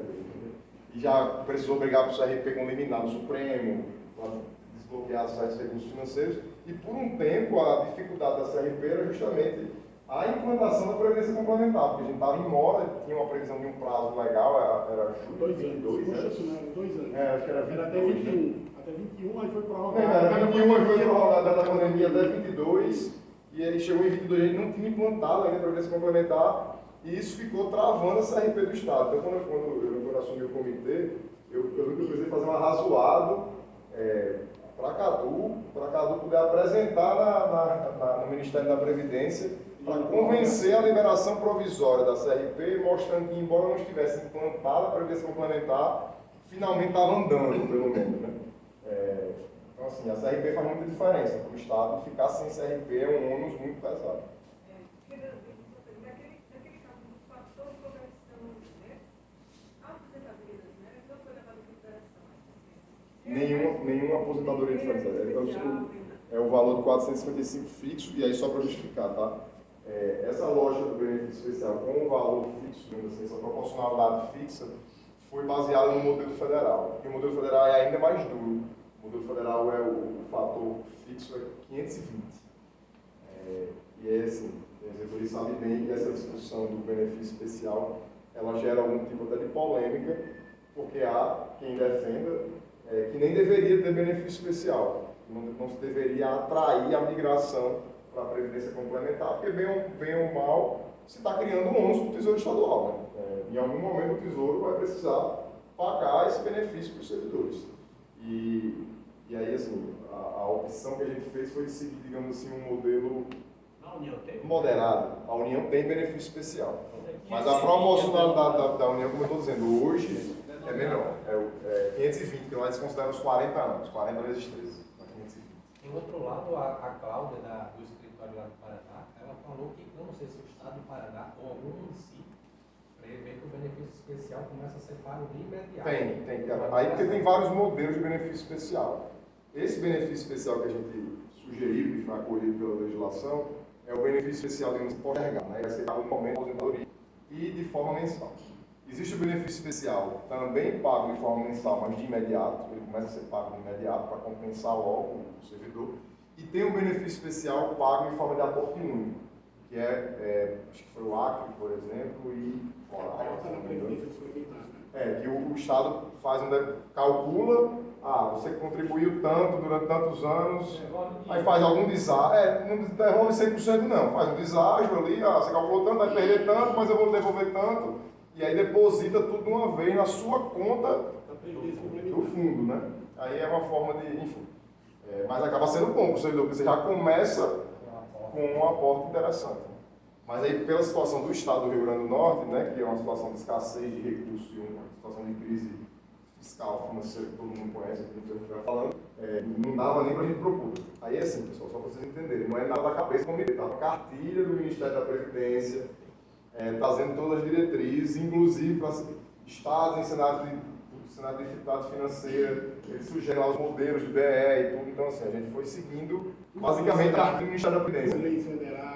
Lei federal, exatamente. Não tinha muita margem de escolha, né? Acho que a escolha que tinha, que aí sim foi uma escolha política, legislativa, era fazer o BE ou não, mas sendo para fazer, não tinha muito como fazer algo muito melhor do que isso, não. Achei que eu particularmente, até como servidor, acho que o BE foi muito bom, do ponto de vista até de justiça, de compensar, porque ele acaba compensando de forma bem razoável o período contributivo. Só uma dúvida assim, uma informação. Aí da representadoria está dizendo ali no PP, Previdência, que é 55 anos de idade mínima e 5 anos de contribuição no plano. Pergunta. Digamos que você completou os 60 anos, já tem 5 anos de contribuição no plano e tem um apartamento para ser usado. Eu vou vender esse apartamento por R$1 milhão. Ele pode colocar no plano? Uma vez só R$1 milhão? Pode vender a partida, né? O Estado não vai ter contribuição. Não, o Estado só vai ter a parte da base. O excedente não, mas o excedente vai para a sua conta individual. Não, esse mais. É justamente isso. Tem outra linha que explica no regulamento. O regulamento existe o custeio normal. O custeio normal é o quê? É o seu salário. Contribuições mensais. O percentual que você faz, que o Estado faz com a isso é o custeio normal. Existe o custeio extraordinário, que é você, voluntariamente, quer contribuir a mais. Aí é só você. E existe a portabilidade. Digamos, você tem uma outra previdência complementar e você pode fazer a portabilidade. Isso também não tem paridade. Só o custeio normal, que tem a paridade do Estado, até 8,5%. 8,5% é um extraordinários, pode. Você Agora, pode, voluntário, sim. Eu acho que está rendendo muito bem, eu vou botar esse dinheiro lá. O que na prática, assim, como eu disse, a pergunta do colega ali, qual é a característica do fundo? Acaba sendo um fundo conservador, então do ponto de vista de rentabilidade, o fundo em si, ele dificilmente vai ter uma performance que chama atenção. O que chama atenção do ponto de vista de rentabilidade é a previdência complementar como um todo, traduzindo aqui, quando você bota R$1 e o Estado bota R$1. Né? Então, assim, até 8,5% você tem uma rentabilidade, digamos assim, de 100%. Né? E aí esse é o ponto, como ele disse, essa contribuição normal até 8,5%, você tem a contrapartida, mas se você quiser fixar, não, eu quero contribuir 12%, 20%, você pode, mas o Estado só vai até 8,5%. Ou não, eu quero me inscrever, mas 8,5% vai pesar. Eu posso fixar em 4,5%? Posso. E aí o Estado vai contribuir os 8,5%? Não. Se você está em 4,5%, o Estado vai em 4,5%. Estou dizendo isso que eu já recebi essa pergunta outra vez. Esses 8,5%, pegando o bruto e o imposto de renda, o que sobrar, para saber... É a mesma base da contribuição previdenciária para o IPER, não pega o imposto de renda, o imposto de renda vem depois. Acima do teto. Isso. E do regime geral. Acima do teto do regime geral. Aí não tem isenções. Não tem isenções. Isso. Porque não é uma contribuição previdenciária. É uma contribuição de remuneração. Se, por exemplo, a minha remuneração é 40 mil e 10 mil é de coisa indenizatória, aquilo ali entra no cálculo da contribuição. Porque não é uma contribuição previdenciária. Você está a diferença do teto ou do salário? Do teto do regime geral para cima. Está falando do teto do regime geral. Não vai de zero para o teto. Você está falando não do teto do Supremo, está falando do teto do regime geral para cima. Então, se for, exemplificando, se for 20 mil menos 8, 12 mil. 12 mil até 8,5%. Isso. O Estado vai para... Exatamente. Essa parte do Estado. O imposto de renda vem depois, e aí é outro ponto, né? a contribuição contribuição complementar é dedutível. ela é dedutível do imposto de renda. Exatamente. Aí vem um... Até um percentual, acho que é 12% da sua renda tributável anual. Então, Mas aí, tu tem aí isso daí. Vai entrar com. Vai depender do seu ajuste anual, né? Não vou dizer que restitui, vai depender do ajuste anual, mas ela é dedutível, né? Você vai ter uma parcela expressiva ali, se você botar, como eu disse, até 12% da sua renda tributável anual, você consegue deduzir. É um limite. É uma espécie de uma PGBL. Mas é exatamente, a natureza jurídica é essa. Mas aí no caso é de PGBL. no caso, a gente vai ter... Não, minto, PGBL. PGBL. No caso, a gente vai ter um aumento... Plano benefício. Dependendo dessa diferença entre o teto, entre o que a gente contribui hoje, tirando agora o novo teto do IPR, que é limitado ao teto geral do regime geral de previdência, e o quanto eu vou contribuir para o fundo, pode ser que ainda tenha uma diferença, dependendo do salário. Por quê? Porque esses meus 8,5% ainda pode ficar abaixo do que eu contribuo hoje com o IPR. Se eu somar... Geralmente fica. Se eu somar R$1.000, que é a média hoje sobre o teto, né? Seria R$1.000, mil e pouco, né? Se eu contribuir com 2.000 e alguma coisa no fundo, que é o limite do teto do Estado, Dá uma diferença. para dar os 8,5, ainda vai ter uma diferença. A depender da remuneração, a partir de certo valor. Que isso vai terminar incidindo mais imposto de renda nesse Deixa eu dar um exemplo. a não ser que eu bote em outro fundo. A não ser que você bote, exatamente. Deixa eu dar um Ou deixa nesse eu dar um mesmo exemplo. fundo, como aporte voluntário. A partir do teto, acima do teto do regime geral, nós não temos uma alíquota progressiva, acima do teto do regime geral, os valores salariais até R$20 mil ou alguma coisa, a alíquota é 15% aqui. Então, se eu calcular 8,5, eu estou contribuindo 6,5 a menos. Entendeu? Então, naturalmente, todo mundo vai ter queda aqui. Então todo mundo vai pagar mais imposto de renda, né? Nesse Oi? sentido, né? Sim, porque você vai estar deduzindo menos. A não ser que A regra eu de coloque como dedução. aporte A regra de adicional. dedução, né? Tem uma economia de contribuição e um aumento beneficiário. de custo no imposto. Se a gente botar um imposto de renda médio aí de 25% a 30%, né? Que é a nossa alíquota efetiva de quem está nesse patamar remuneratório. Hoje o servidor público se aposenta, sei lá, pela paridade e tal, e pela média das contribuições, ele paga IPR.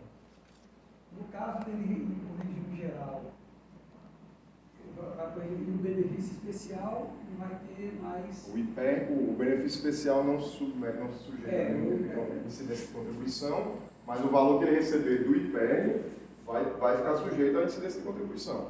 Na lógica que tem a isenção até determinado valor, né? Temos certeza jurídica que vai ser um valor líquido do benefício especial. Tá, previsto em lei. Livre de imposto de renda e de contribuição A previdenciária. definição da lei já traz assim, né? Porque eu acho que na lei ele fala livre de imposto, né? Mas não fala livre de contribuições. Não, está Aí previsto. parece... Está previsto. É porque Eu não posso oferecer essa Ele não é contribuição. remuneração. Fala que A tabela do fica benefício sobre a remuneração. remuneração do cargo. O benefício especial é um compensador que o Estado está lhe pagando com você tem que dar. Expectativa de que ele seja Eu tenho um livre. texto da lei na minha.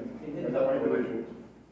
E aqui fala o seguinte, acho que o benefício especial tem caráter compensatório Não, não para frente.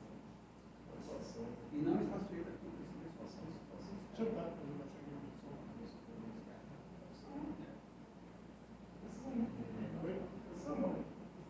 Vamos primeiro texto da lei.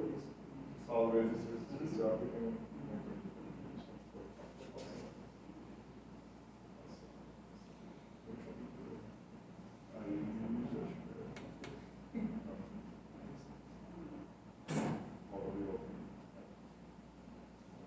Ó, vai se traz na lei, até trouxe. É o inciso 3 do artigo 5º da 788. O benefício especial tem caráter compensatório e não está sujeito à incidência de contribuição previdenciária. Mais imposto de renda.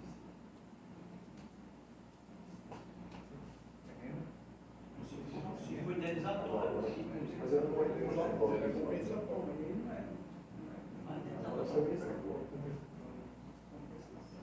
Se fosse compensatório,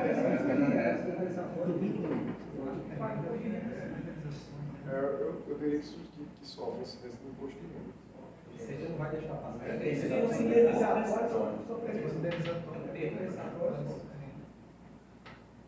Agora estava aqui, eu tive a iniciativa de Não, mas de fato, até porque se você tivesse o benefício previdenciário, sofreria incidência a renda também. Imposto de renda sim. Até para a rentabilidade, como acontece, por exemplo, lá na frente você pode se aposentar pela Previdência Complementar, sem ter se aposentado pelo regime próprio. Tem, assim, você contribuiu durante, por exemplo, o pessoal que entrou agora aí já está contribuindo. E daqui a 20 anos, eu acho que talvez até a BBPrev permita você se aposentar. Você fica aposentado Eu acho que aí ele vai saber melhor que eu, até o plano de benefício, acho que ele vincula uma concessão às aposentadorias no regime próprio. Né? Veja só, a BBPrev, ela só vai dar qualquer coisa Você se aposentar, o vínculo está encerrado. Ele vincula ao seu encerramento. Você tem que estar ou inativo ou ter sido exonerado. Para a BBPrev devolver qualquer recurso, só se você não tiver mais um vínculo com o patrocinador. Você, através da inativação, pela aposentadoria, morte ou exoneração. E uma outra coisa também que o pessoal lá no grupo da gente comentou muito, que achou que era uma vantagem, é que quando você está no regime próprio do IPER, e você morre, e você não tem mais para quem deixar a pensão, acaba listindo com você. Né? E esse aí, se você não tiver esposa, não tiver filhos pequenos, esse aí você pode indicar o beneficiário, né? E continuar. Isso aí o pessoal ajuda. Porque na realidade, veja só, vamos lá, a diferença dos regimes. A Previdência Social é uma política pública contributiva solidária. Todos nós pagamos, não estamos botando dinheiro no meio para mim lá. Nós estamos contribuindo uma política pública, o Estado contribui, a sociedade contribui, então eu tenho uma política pública. A Previdência Complementar está fazendo um investimento. É meu dinheiro que está lá guardado. Tanto é que o valor que for convertido, eu vou ter direito a fazer. Não tem uma regra na lei que diga quanto é para você. A lei faz um simulador. Tem que ser a regra de mercado. O investimento meu pode render mais, menos.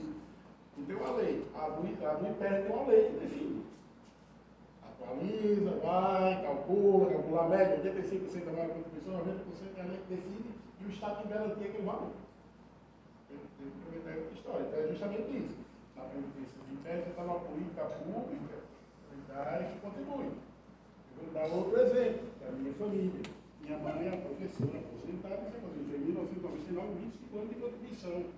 Ela está com 26 anos de aposentada. Ela tem mais tempo de contribuição do que mais ele aposentado do que de contribuição. O Estado vai ter que sujeitar até a UE. A velhinha do jeito que vai, já tem duas crianças de mama, tudo, vai mais de 100 anos, está boazinha.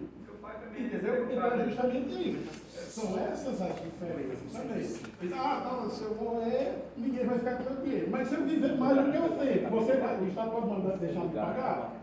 Não. Então tem os dois lados também, não é verdade? Garante. Depende do lado que você está olhando. Se eu morrer, eu não vou deixar para ninguém. E se eu viver mais tempo? E se eu casar com uma menina de 25 anos? Você já pensou para ela? Entendeu? No caso, poderia ser negativo a rentabilidade. É por isso que a nada Poderia perder valor. Pode deixar pensar. Por isso que é muito Pode. pessoal. Eu vou lembrar que se no termo de convênio tem alguma regra A previdência social ou a política dessa do que Estado. obriga a beber. Acho que eles tinham. Confesso que não lembro. No convênio tem alguma regra que impeça perda de valor, porque assim, se a rentabilidade, a aplicação de investimento é errada, a cobertura tem alguma coisa nesse sentido. A cobertura é feita pelos participantes, patrocinador e contribuinte. É ranqueado dos participantes.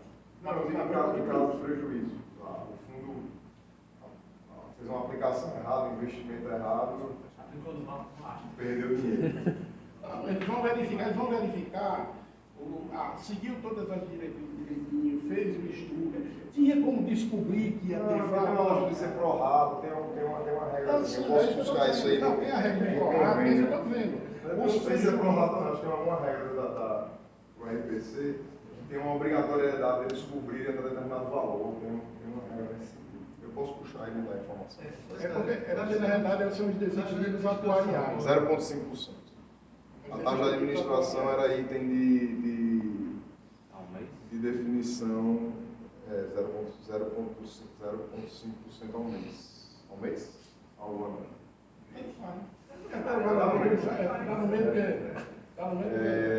Era aí dentro de definição do processo seletivo. Não tem taxa de carregamento, para não lembrar aqui. Acho que tem, né?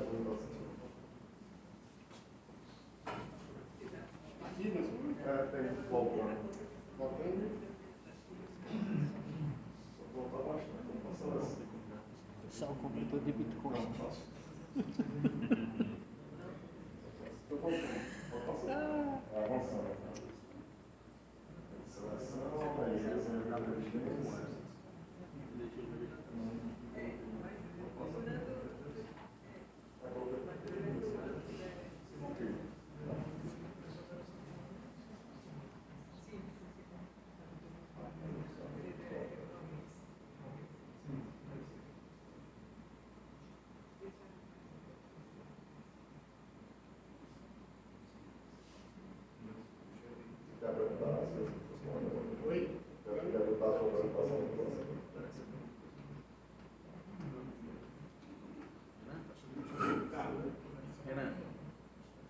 Uma outra dúvida.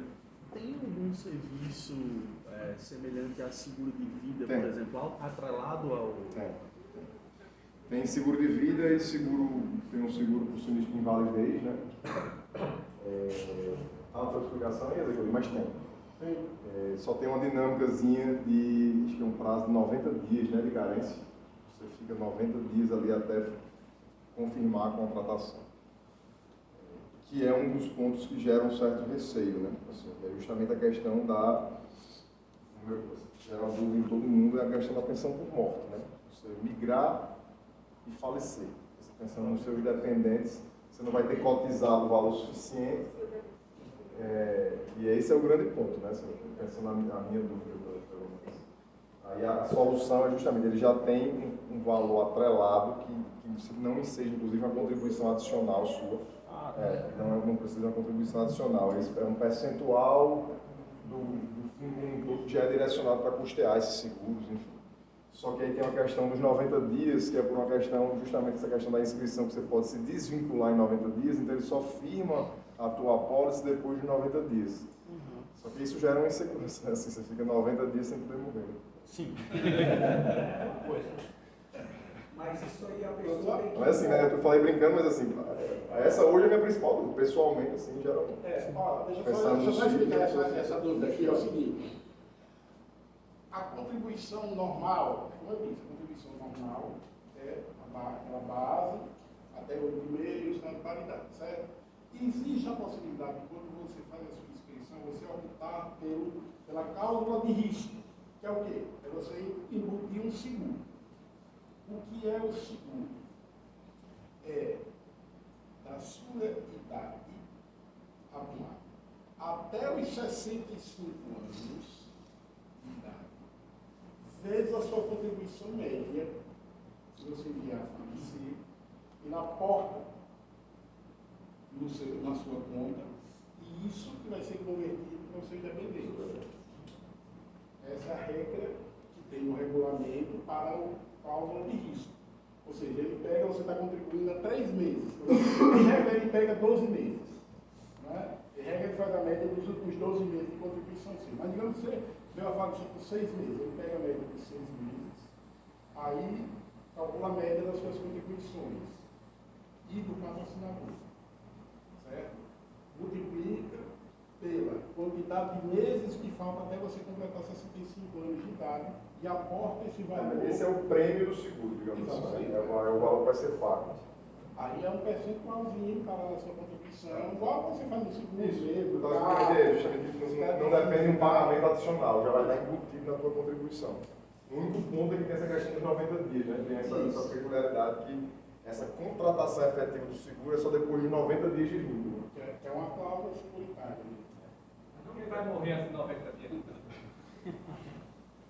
Então, na verdade, não tem pagamento extra para esse seguro. Porque lá na simulação eles marcam. Porque você pode contratar um outro seguro, tem uma opção, mas ele já tem um seguro embutido no plano de benefício. Porque lá na simulação fala se você quer aderir ou não ao seguro, eu pensei que tinha um valor a mais para você pagar para aderir. É porque o seguro é opcional, né? É. Mas quem já Não, não, entenda. É porque não aumenta a tua contribuição, mas vai repercutir no teu valor cotizado. Porque vai descontar. Porque uma coisa é eu pegar os meus 8,5% e 100% para minha conta, outra coisa é eu pegar meus 8,5% e uma parte disso com seguro. Entendeu? É só questão de para onde está indo o dinheiro, mas o valor vai ser o mesmo. Você falou a possibilidade de fazer um requerimento de servidor. A gente já tem um modelo. Acho que quem está na dúvida, com segurança, vai fazer o requerimento. Olha só, eles estão criando um padrão deles. Eu vou fazer um requerimento simples, né? Base aí, O interessante é conter o que é necessário para acionar os 85% que a gente tem aqui. Pode fazer referência ao artigo dispositivo da lei. Eu vou fazer o meu e eu paro de compartilhar com Mas vocês. sobre o direito aqui, cara. Faça um modelo compartilho, não sei. Hoje é o mesmo. Então é mais barato. Renan, outra dúvida. O responsável de fazer esse repasse do dinheiro para o fundo são os órgãos, poderes ou é o executivo? O executivo centraliza tudo e envia, ou cada órgão poder envia? Eu diria que nem é centralizado, nem é 100% descentralizado. Vou dizer isso foi discutido, tá? A possibilidade de centralizar 100% ou não, mas a decisão foi de não centralizar 100%, no sentido de que cada secretaria vai ter que operacionalizar e ter as suas contas. Então, por exemplo, quando foi ser dado posse aos delegados, a SESED teve que abrir a conta e o seu perfil de acesso à DB Previdência para fazer a adaptação do seu layout de arquivos para poder fazer a transmissão. Então, a secretaria faz uma parte operacional, mas a parte de pagamento, do repasse em si, ela fica tudo numa guia única que é movimentada só na SEAD. Até para essa discussão de outros órgãos, de outros poderes? Não, de outros poderes não. Porque ele perguntou porque ele é da Assembleia também. Ah, tá, não, Desculpa. desculpa. Achei que você estava perguntando, eu achava inclusive que era todo mundo do Executivo. Aí no caso é a Assembleia que paga diretamente. Não, é a Assembleia que paga. Os poderes, a dos poderes está descentralizado mesmo. A Assembleia, Ministério Público, TJ, Tribunal de Contas, cada um vai fazer os seus. Inclusive os 8,5% que eles pagam, eles Isso, também. eles também. Tem que estar no orçamento todos eles. Fazer execução orçamentária normal. Uma dúvida aqui, a gente fala de controle especial vai ser pago com recursos do tesouro. Aí, nesse caso aí, o recebimento dele é na mesma data, o recebimento da aposentadoria, alguma coisa, você ser pagos de forma diferente, isso aí. Esse aí tem confusão na outra reunião do comitê, justamente porque a gente diz, não, isso aí vai ter que pensar muita coisa. Isso está indefinido, né? Justamente o benefício especial está previsto, mas não está, ainda faltam questões operacionais de detalhamento, que é justamente o que enseja algum tipo de insegurança, né? Que a gente gostaria de avançar logo e ter normatizado para dar segurança. Por exemplo, assim, pensando aqui no executivo, a gente não tem sequer uma estrutura administrativa, saber quem é que vai custodiar a informação, qual é o setor responsável por controlar, está cadastrado. Renan migrou, o benefício especial dele foi calculado em 2025 e é tanto, sei lá, daqui a 20 anos isso está, né, controlado por alguém, documentado e tudo. Não existe ainda, né? O comitê propôs a criação de uma estrutura, no decreto tem algumas sugestões também de disciplinamento, mas eu não vou nem avançar aqui, porque, veja, está ainda em nível de proposição, né? O comitê só apresentou uma minuta e eu não tenho como ter certeza se a chefe do Poder Executivo vai acatar 100% das sugestões, especialmente nessa questão mais operacional, que ela certamente vai ouvir, já está ouvindo, inclusive, os secretários das respectivas pastas, né? Porque tem uma parte que diz respeito à Cefaz, tem uma parte que diz respeito à SEAD, tem uma parte que vai ser operacionalizada em cada secretaria, então esses detalhes mais profundos do benefício especial são desconhecidos, né? E é um ponto que também pesa na decisão, né? Eu pelo menos levo isso em conta, né? Só outra dúvida aqui. No caso, suponhamos que o Estado, por algum pagar a sua contraparte, ao organismo de previdência complementar, mesmo sendo prejudicado com a questão da irregularidade previdenciária e tudo. Vamos supor que você, aí um servidor peça uma aposentadoria que o banco, porque o banco ele vai te dar o cálculo, o valor que você tem a receber de acordo com o que você colocou lá e o que o Estado também tenha aportado. Se existe algum débito, esse débito eu tenho que cobrar via, e muito provavelmente isso vai precatório, ou o banco, como é que vai ser essa questão da cobrança se houver uma falta de pagamento pelo Estado? Porque eu vi na lei que no caso da lei do breve, tem que comunicar ao servidor, olha, está em atraso aqui em até 90 dias, se não me engano, alguma coisa assim. Ou seja, existe uma possibilidade, se tem a previsão lá, é porque existe uma possibilidade de atraso. E nesse caso, vamos supor que se atrase, como é que o servidor poderia agir? Algumas pessoas falaram assim, você já entra por liminar alguma coisa. Eu suponho que se esteja atrasando vai atrasar de todo mundo. E aí vai ser vamos dizer assim, liminar em volta. Vamos dizer assim, a pessoa pode ganhar na justiça e se ele ganha, isso aí é precatório, na pior das hipóteses. Aí depende da criatividade do advogado e como construir esse pedido, né? Falando, eu fico até com uma situação delicada de falar, porque eu sou... Mas assim, você pode interpretar, uma coisa é você fazer um pedido de condenação do Estado ao pagamento do recurso em seu benefício, e aí uma condenação, pagamento de valor certo, segue regime de precatório. Mas se eventualmente eu percebo o atraso durante a minha atividade, eu não quero receber o recurso, eu posso entrar com algum procedimento judicial em que o meu pedido seja no sentido de obrigação de fazer, para que o Estado, na verdade, regularize uma obrigação dele, e não é que ele vá me pagar, é que ele regularize o que ele já deveria ter feito, o repasse. E se isso for interpretado efetivamente como uma obrigação de fazer, embora na prática seja o pagamento de recursos, mas não é para mim, então não é para a parte ali do processo, aí você não dependeria do precatório, mas assim, tem eu posso dar limiar aí. Deixa eu dar um exemplo que o Estado ocorre. Na década de 90, o Estado assumiu uma dívida chamada parcela autônoma de equivalência, que era um valor gigante que tinha que pagar um determinado grupo de pessoas. Tem procuradores que recebem isso. Que era um valor gigante. Aí o que o Estado fez? Não, eu vou pagar tanto por mês para essas pessoas. Quando o Estado se inadimplente, o advogado chega lá e diz, olha, aí mensalmente o juiz manda lá fazer o RTV, tira o dinheiro e bota na conta da pessoa, mensalmente. Então, uma situação dessa, você chega para se aposentar, aí chega lá na BB Previdência e não está lá o dinheiro. O advogado entra, faz o cálculo todinho de quanto era que teve essa rentabilidade, esse valor, e diz, olha, com esse valor era para ele receber tanto. Você manda bloquear todo mês o Estado para passar para o meu cliente. Pode ser uma solução, entendeu? É um caso, vamos dizer assim, parecido, um valor que o Estado tem que pagar mensalmente.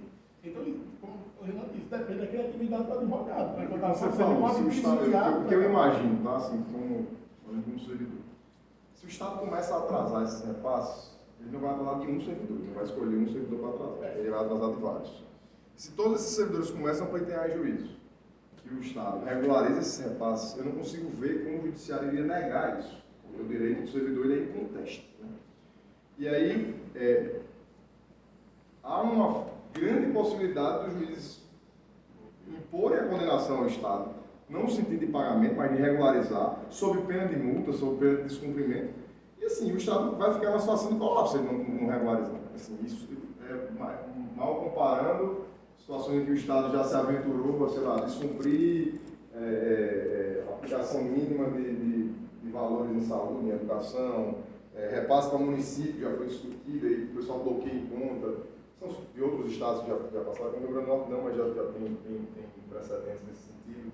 Então, assim, seria uma situação de grande caos, eu imagino. Imagina isso, centenas de servidores ingressando em juízo, que eu não consigo pensar na defesa que a Procuradoria suscitaria. Mas aí, defender que o Estado poderia estar atrasando aqueles repasses. Né? Mas é uma insegurança. Esse ponto dos 8.000% é uma insegurança. Quando você pensa no inferno, a gente sabe que aquela coisa, no final das contas, se o déficit aumentar, alguém vai estar pagando, né? No final das contas, alguma segurança que se tem. Tem outro detalhe também, é o seguinte, lembrando que todos os servidores daqui em diante estarão vinculados a esse plano de previdência, inclusive novos magistrados, novos do MB, novos servidores do Tribunal. É um cenário em caos, né? Porque assim, essa é a nova previdência, né? Como se o Estado simplesmente largasse a obrigação previdenciária dele, né? Parasse de, assim, Não problema de uma pessoa. Estarão todos no mesmo barco, daqui a dia todos no mesmo barco. A questão, por exemplo, de consignado. consignado. Seria como se fosse o mesmo que a De fato, É exatamente isso. A gente não tem como garantir que não vá acontecer. Mas como o doutor Renan disse, não vai chegar ao cúmulo disso não ser resolvido. O Estado do Rio Grande do Norte, em 2094, foi de salário em atraso.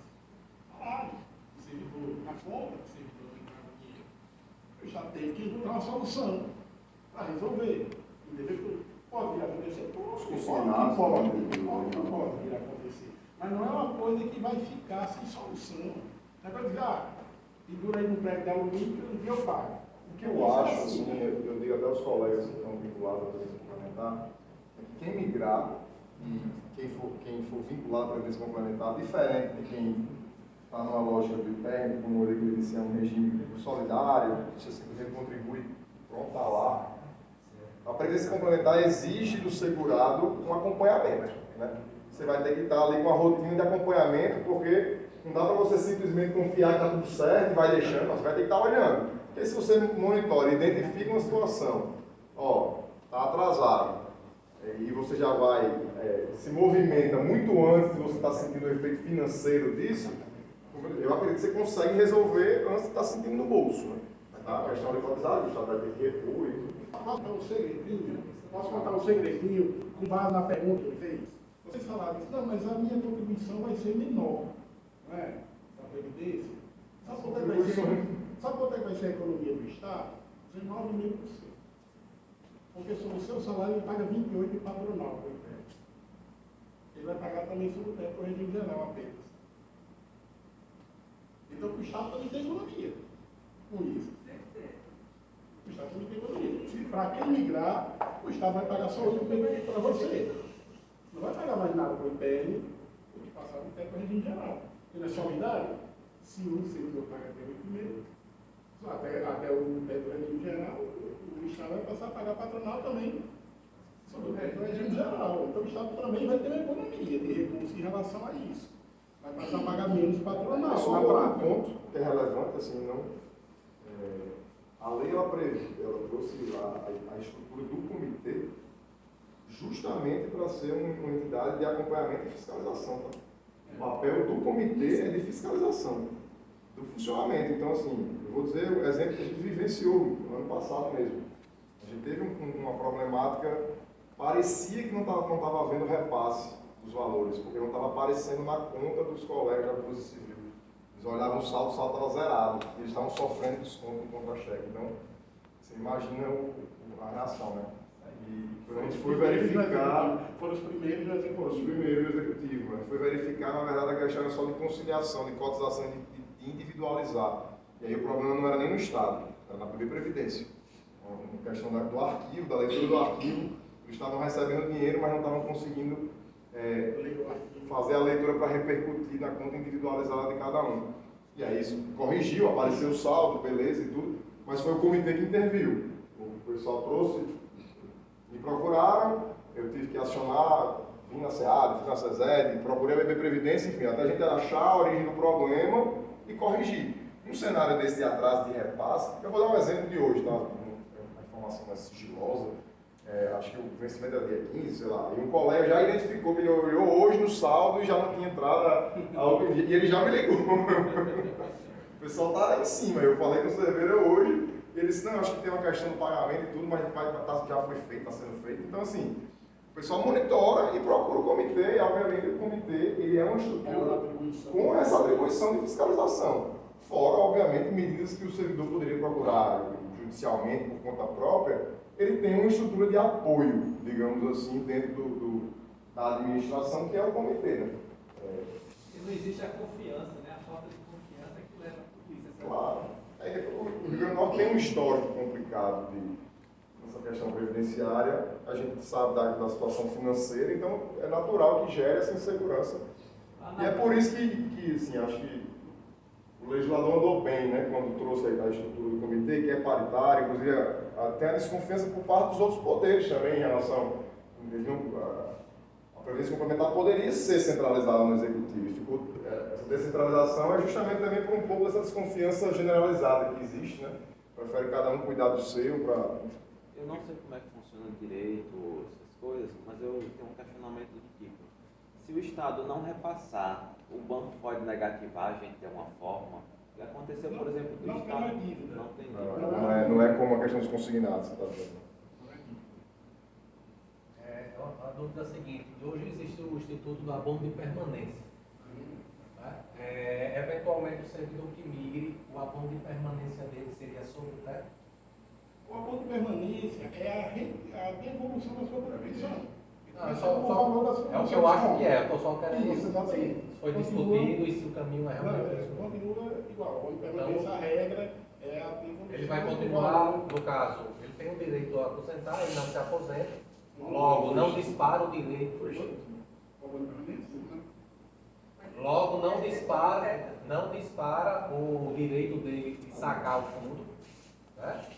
Se ele não se aposenta, ele pede abono, ele está ainda vinculado, ele não consegue receber o fundo, verdade?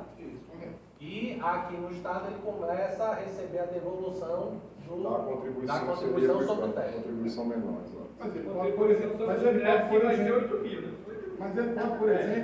o abono de permanência não vai ser aquele abono. Então é justamente isso que ele está dizendo, sobre o teto, vai ficar só a contribuição de 1.000. Agora, é 11%. Pode, por exemplo, quando ele tiver em abono de permanência, ele fazer uma contribuição suplementar para aumentar um pouco essa dele lá.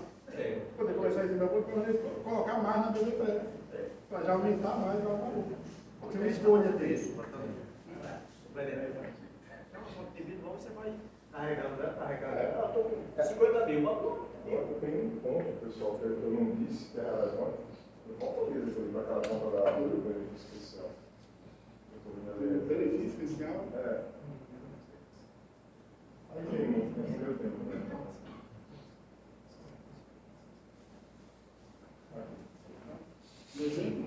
Não faz. A gente falou do fator de conversão, pessoal, tem só um detalhe importante. O fator de conversão é limitado a 1, tá?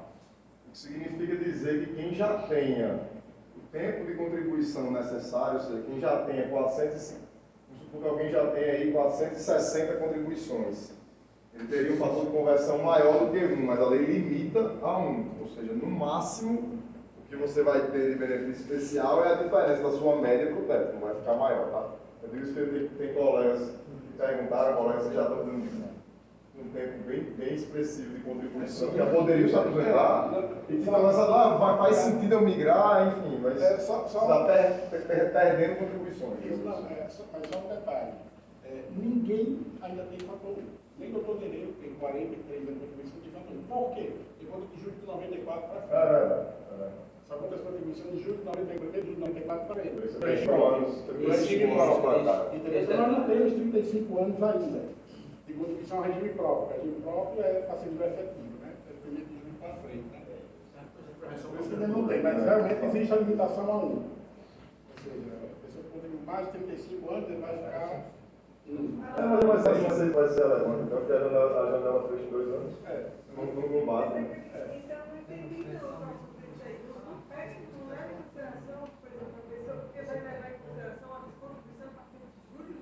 1º de julho de 1994. Só a aplicação do real. É a mesma regra que é a mesma regra para a aposentadoria também. O IPEM também. Olha, é porque eu não gosto de exemplo. Deixa eu dar o seguinte exemplo. Deixa eu dar o seguinte exemplo. Vamos dizer o seguinte. Você é de uma carreira, certo? Entrou antes de 2003, certo? Mas a sua carreira raramente ou nunca tem aumento acima da inflação. Nunca tem aumento acima da inflação. Você não tem ganho real. Nem a inflação você consegue ter. Ok? Então, qual a vantagem assim para paridade? Se você não ganha nem a inflação. Se você se aposentar por média, todo mês de janeiro, você tem o índice do regime geral, que é o INPC. Então, às vezes, dependendo da situação pessoal, uma série de situações, ele pode ter ganho e abrir mão da paridade para a média. Porque a média, você tem garantia legal do reajuste pelo INCRO-RGPS todo mês de janeiro. A paridade é quando a sua carreira tiver aumento. E se sua carreira não tiver aumento. As questões individuais, né? Também de como foi seu histórico de remuneração, se você tenha tido uma variação muito grande, você tenha tido um longo período de remuneração mais baixa, e só depois você tenha tido um ganho expressivo, aí a média vai lhe prejudicar um pouco, você vai ter muito tempo de contribuição baixa. Então, assim, é muito individual, né, essa decisão. Isso aí é só para quem geral para a pessoa. As contribuições que eu estava deixando para trás. Não é isso, não. Então, como é que isso pode ser de julho para cá? Não, mas é de julho de 94. 1994. 1994. época do real. É da implantação do real, que não tem como contabilizar as contribuições anteriores a isso por conta da questão monetária, da mudança de moeda. Entendeu? Então só leva em conta na sua média o que você tiver recolhido e contribuído de julho de 94 para frente. Entendeu? Aqui ele fala assim que ele chamou a atenção que eu nem me atentado a isso. Não tem como bater os 455 meses. Então não vai dar o limite de um. Se houver uma migração muito grande para títulos de previdência complementar, as contribuições para o IPER vão diminuir, porque vai ser em cima do regime geral, vai ser em cima de 8 mil hoje. Aí os pagamentos dessas aposentadorias, O Tesouro vai ter que resolver. O IPER tem uma situação, entre aspas, confortável, porque ele é sócio do Tesouro. O IPER recebe as suas contribuições quando forem e diz, Tesouro, eu preciso de tanto. O efeito prático, pessoal, para vocês entenderem aqui, inclusive, a discussão sobre fazer benefício especial ou não, se você olhar para o curto prazo, uma grande migração dos servidores, no curto prazo gera um impacto de aumento do déficit previdenciário, pelo que você disse. Vai diminuir as contribuições para o IPER, então o Tesouro vai ter que chegar. Agora, a ideia é que, estruturalmente, no médio e longo prazo, você tenha um ganho, que você vai estar limitando os benefícios. Inclusive, a questão que retardou um pouco a publicação do decreto é justamente essa conta. Para se abrir efetivamente a janela, ele quer ter o valor exato de, olha, vamos saber aqui, se migrarem tantos por cento, qual é o impacto, se migrarem tanto. Deveria ter sido antes da lei, agora já é lei, né? Agora é só operacionalizar o que não, não já a decisão de fazer realmente já tinha sido tomada, que é um comando constitucional. A Constituição diria que planta o regime e faz a migração. A Constituição mandava fazer. Porque, veja só, criava para os novos. Eu vou ficar de fora, eu quero ter o direito de poder ir para lá. Não quer dizer que eu vá. A Constituição dizia, não. Há o direito de poder ir. Então o Estado não tinha como deixar de fazer. Né? O Estado não tinha como deixar de fazer. De abrir a opção para quem não está na livre para poder ir ou não, de acordo com a sua livre e consciente escolha e avaliação. Eu não podia tirar o seu direito de migrar.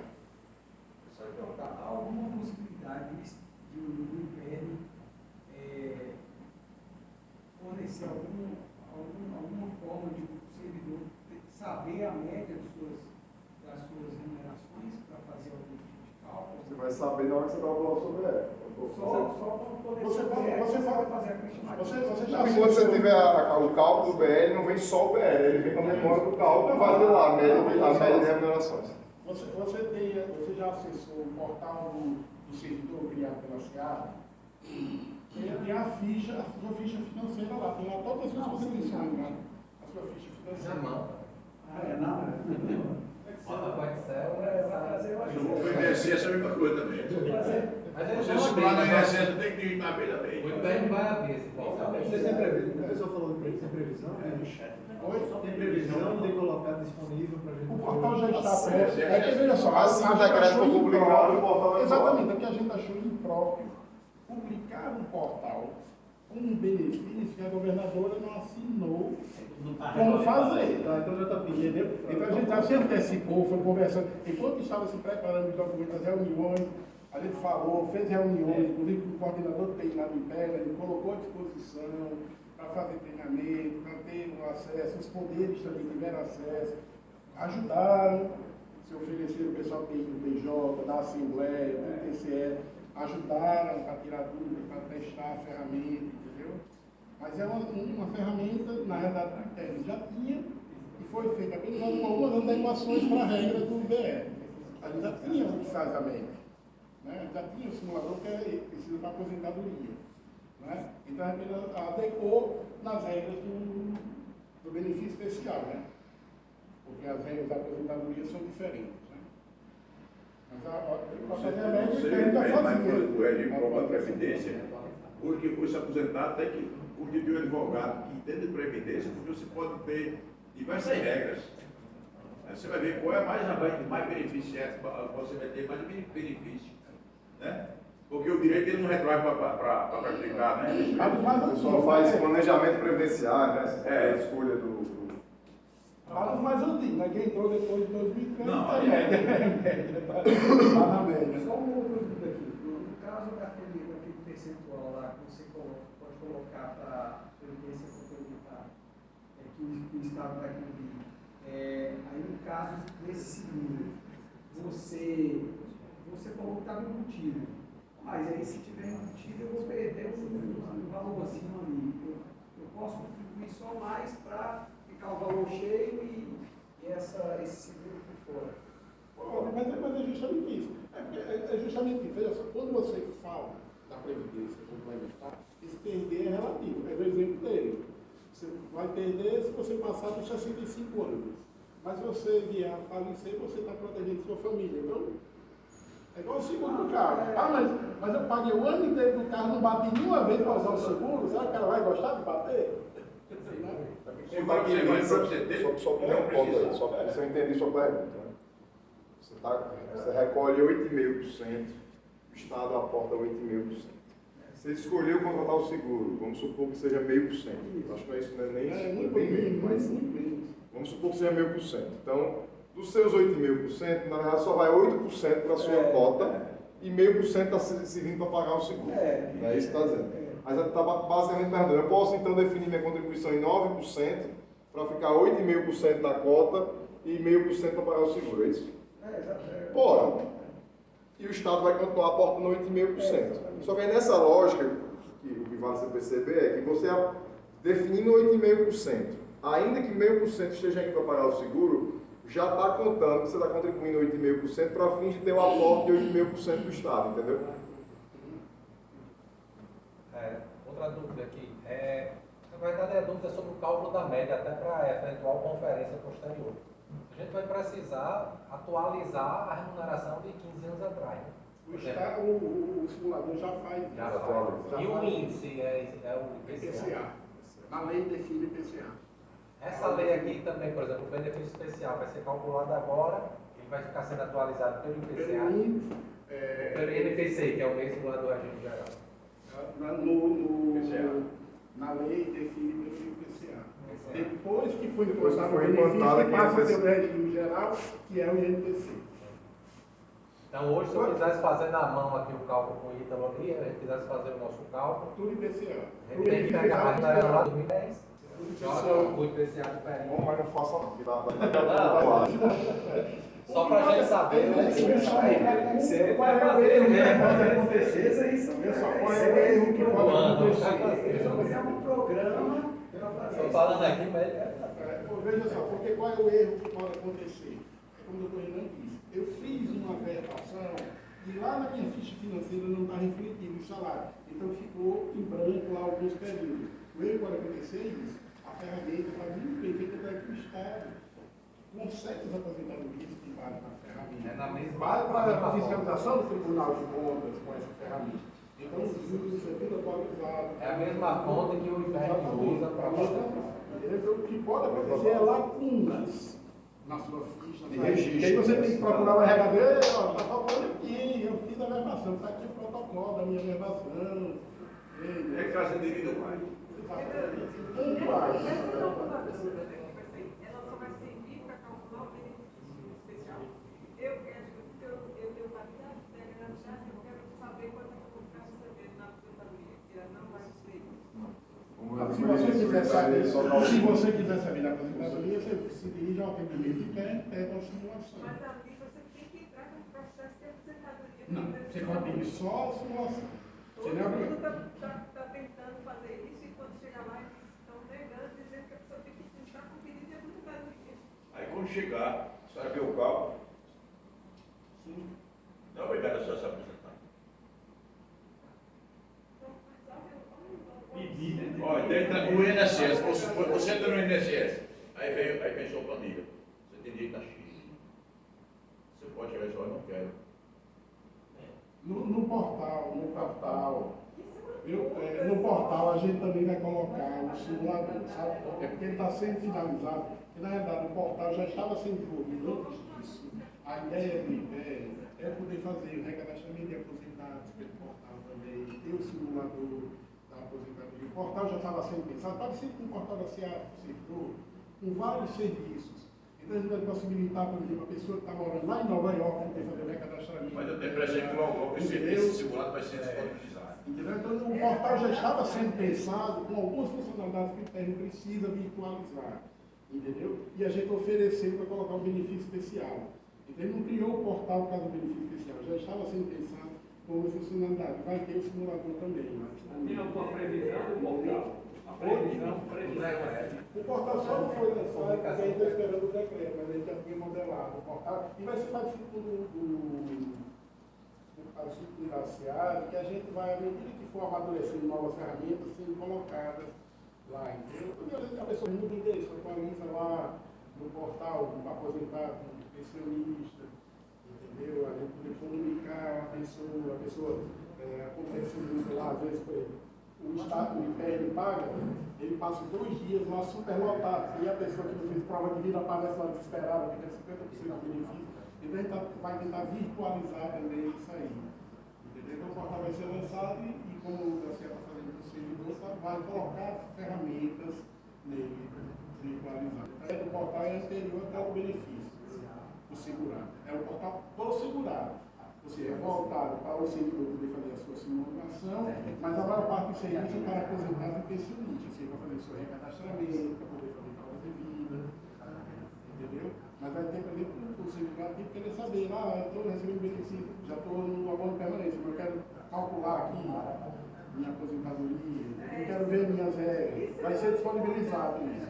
Vai ser disponibilizado isso. Essas ferramentas, se você pode tomar Isso, a gente vai colocar isso. Vai colocar isso.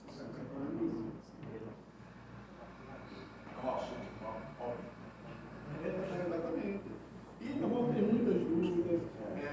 A partir do momento em que for aceito pela governadora a proposta que a gente fez, de criar na SEAD uma estrutura, provavelmente a SEAD vai aumentar essa interlocução com os RHs também, para a pessoa poder tirar no seu próprio RH, tirar suas dúvidas, né? Difundir mais, para a pessoa tomar Tem uma escolha consciente. Um outro ponto também, pessoal, claro que isso depende muito de associação para associação, mas eu digo para por exemplo, do colega do Ministério Público. É muito comum nos outros estados também, o pessoal demanda das entidades representativas, das entidades de classe, sindicatos, associações, que dêem algum tipo de suporte, porque invariavelmente qualquer estrutura dessa, seja da CA, dos RH, eles vão poder dar algum tipo de orientação, mas não vão fazer uma análise técnica caso a caso. Né? E essa análise técnica caso a caso, ela é oferecida por alguns profissionais e tudo. Tem associações que contratam, né? Eu digo isso que os colegas do Ministério Público já contrataram, eles estão esperando a publicação do decreto, mas Cleiton, que é um membro do Ministério Público lá no comitê, ele disse que a associação, a ANTERN, né, já contratou um escritório, não lembro de onde é. Paraná. Pronto, o Sinifed fez esse Eles já contrataram o escritório do Paraná para fazer assessoria para os promotores que Aí sim eles dão um laudo individualizado. Uma das coisas que pede é verificar especial.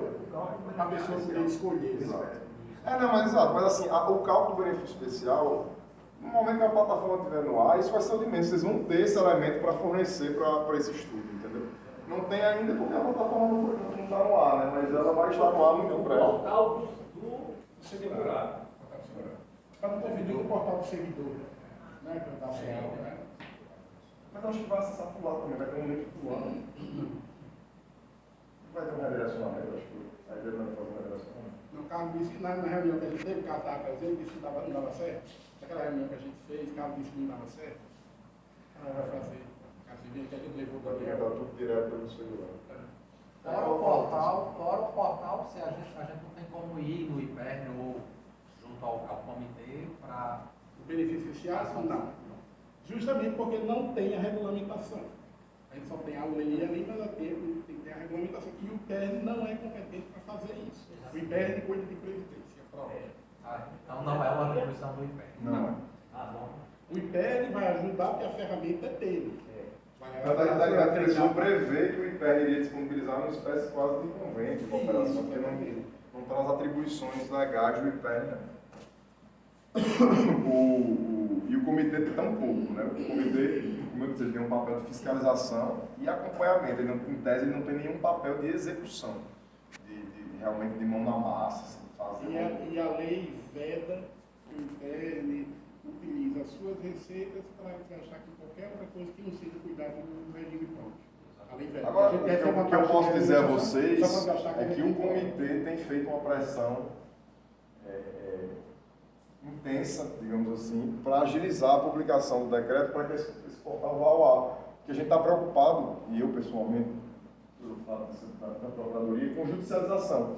Pela questão do marco temporal, a gente enxerga um risco de servidores começarem a judicializar, se sentindo prejudicados, etc. Então, a gente já sinalizou isso para o governo, de um modo geral, e o governo está agilizando os detalhes finais para sair a publicação. Eu acho que em breve a gente vai ter novidade. Eu já sugeriria que, dado a exiguidade do prazo da adesão, na questão do benefício, se houvesse uma prorrogação, no máximo 60 dias, não sei se é, mas é ponto de vista legal. É que a Constituição, é a emenda constitucional que define. A questão da média, da Constituição, e a lei, ela usa a referência do decreto assim.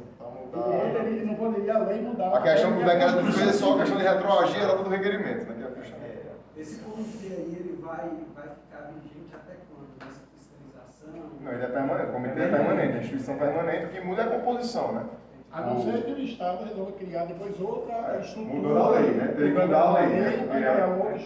O comitê está previsto na lei complementar 688, com essa estrutura. O que muda é a composição, que são mandatos de 2 anos. 2 anos, prorrogáveis. 2 anos, prorrogáveis, exatamente. A gente já está na ainda é a segunda. segunda, né? Mas não tem limite, né? Não tem limite. Não tem estrutura física. A Procuradoria empresta sala de reunião, geralmente. Ou aqui, a gente já fez reunião aqui na sala de governo também. Sala emprestada. Depende do momento. Eu me sinto até É um comitê sem teto. Mas... Valeu, Valeu, pessoal.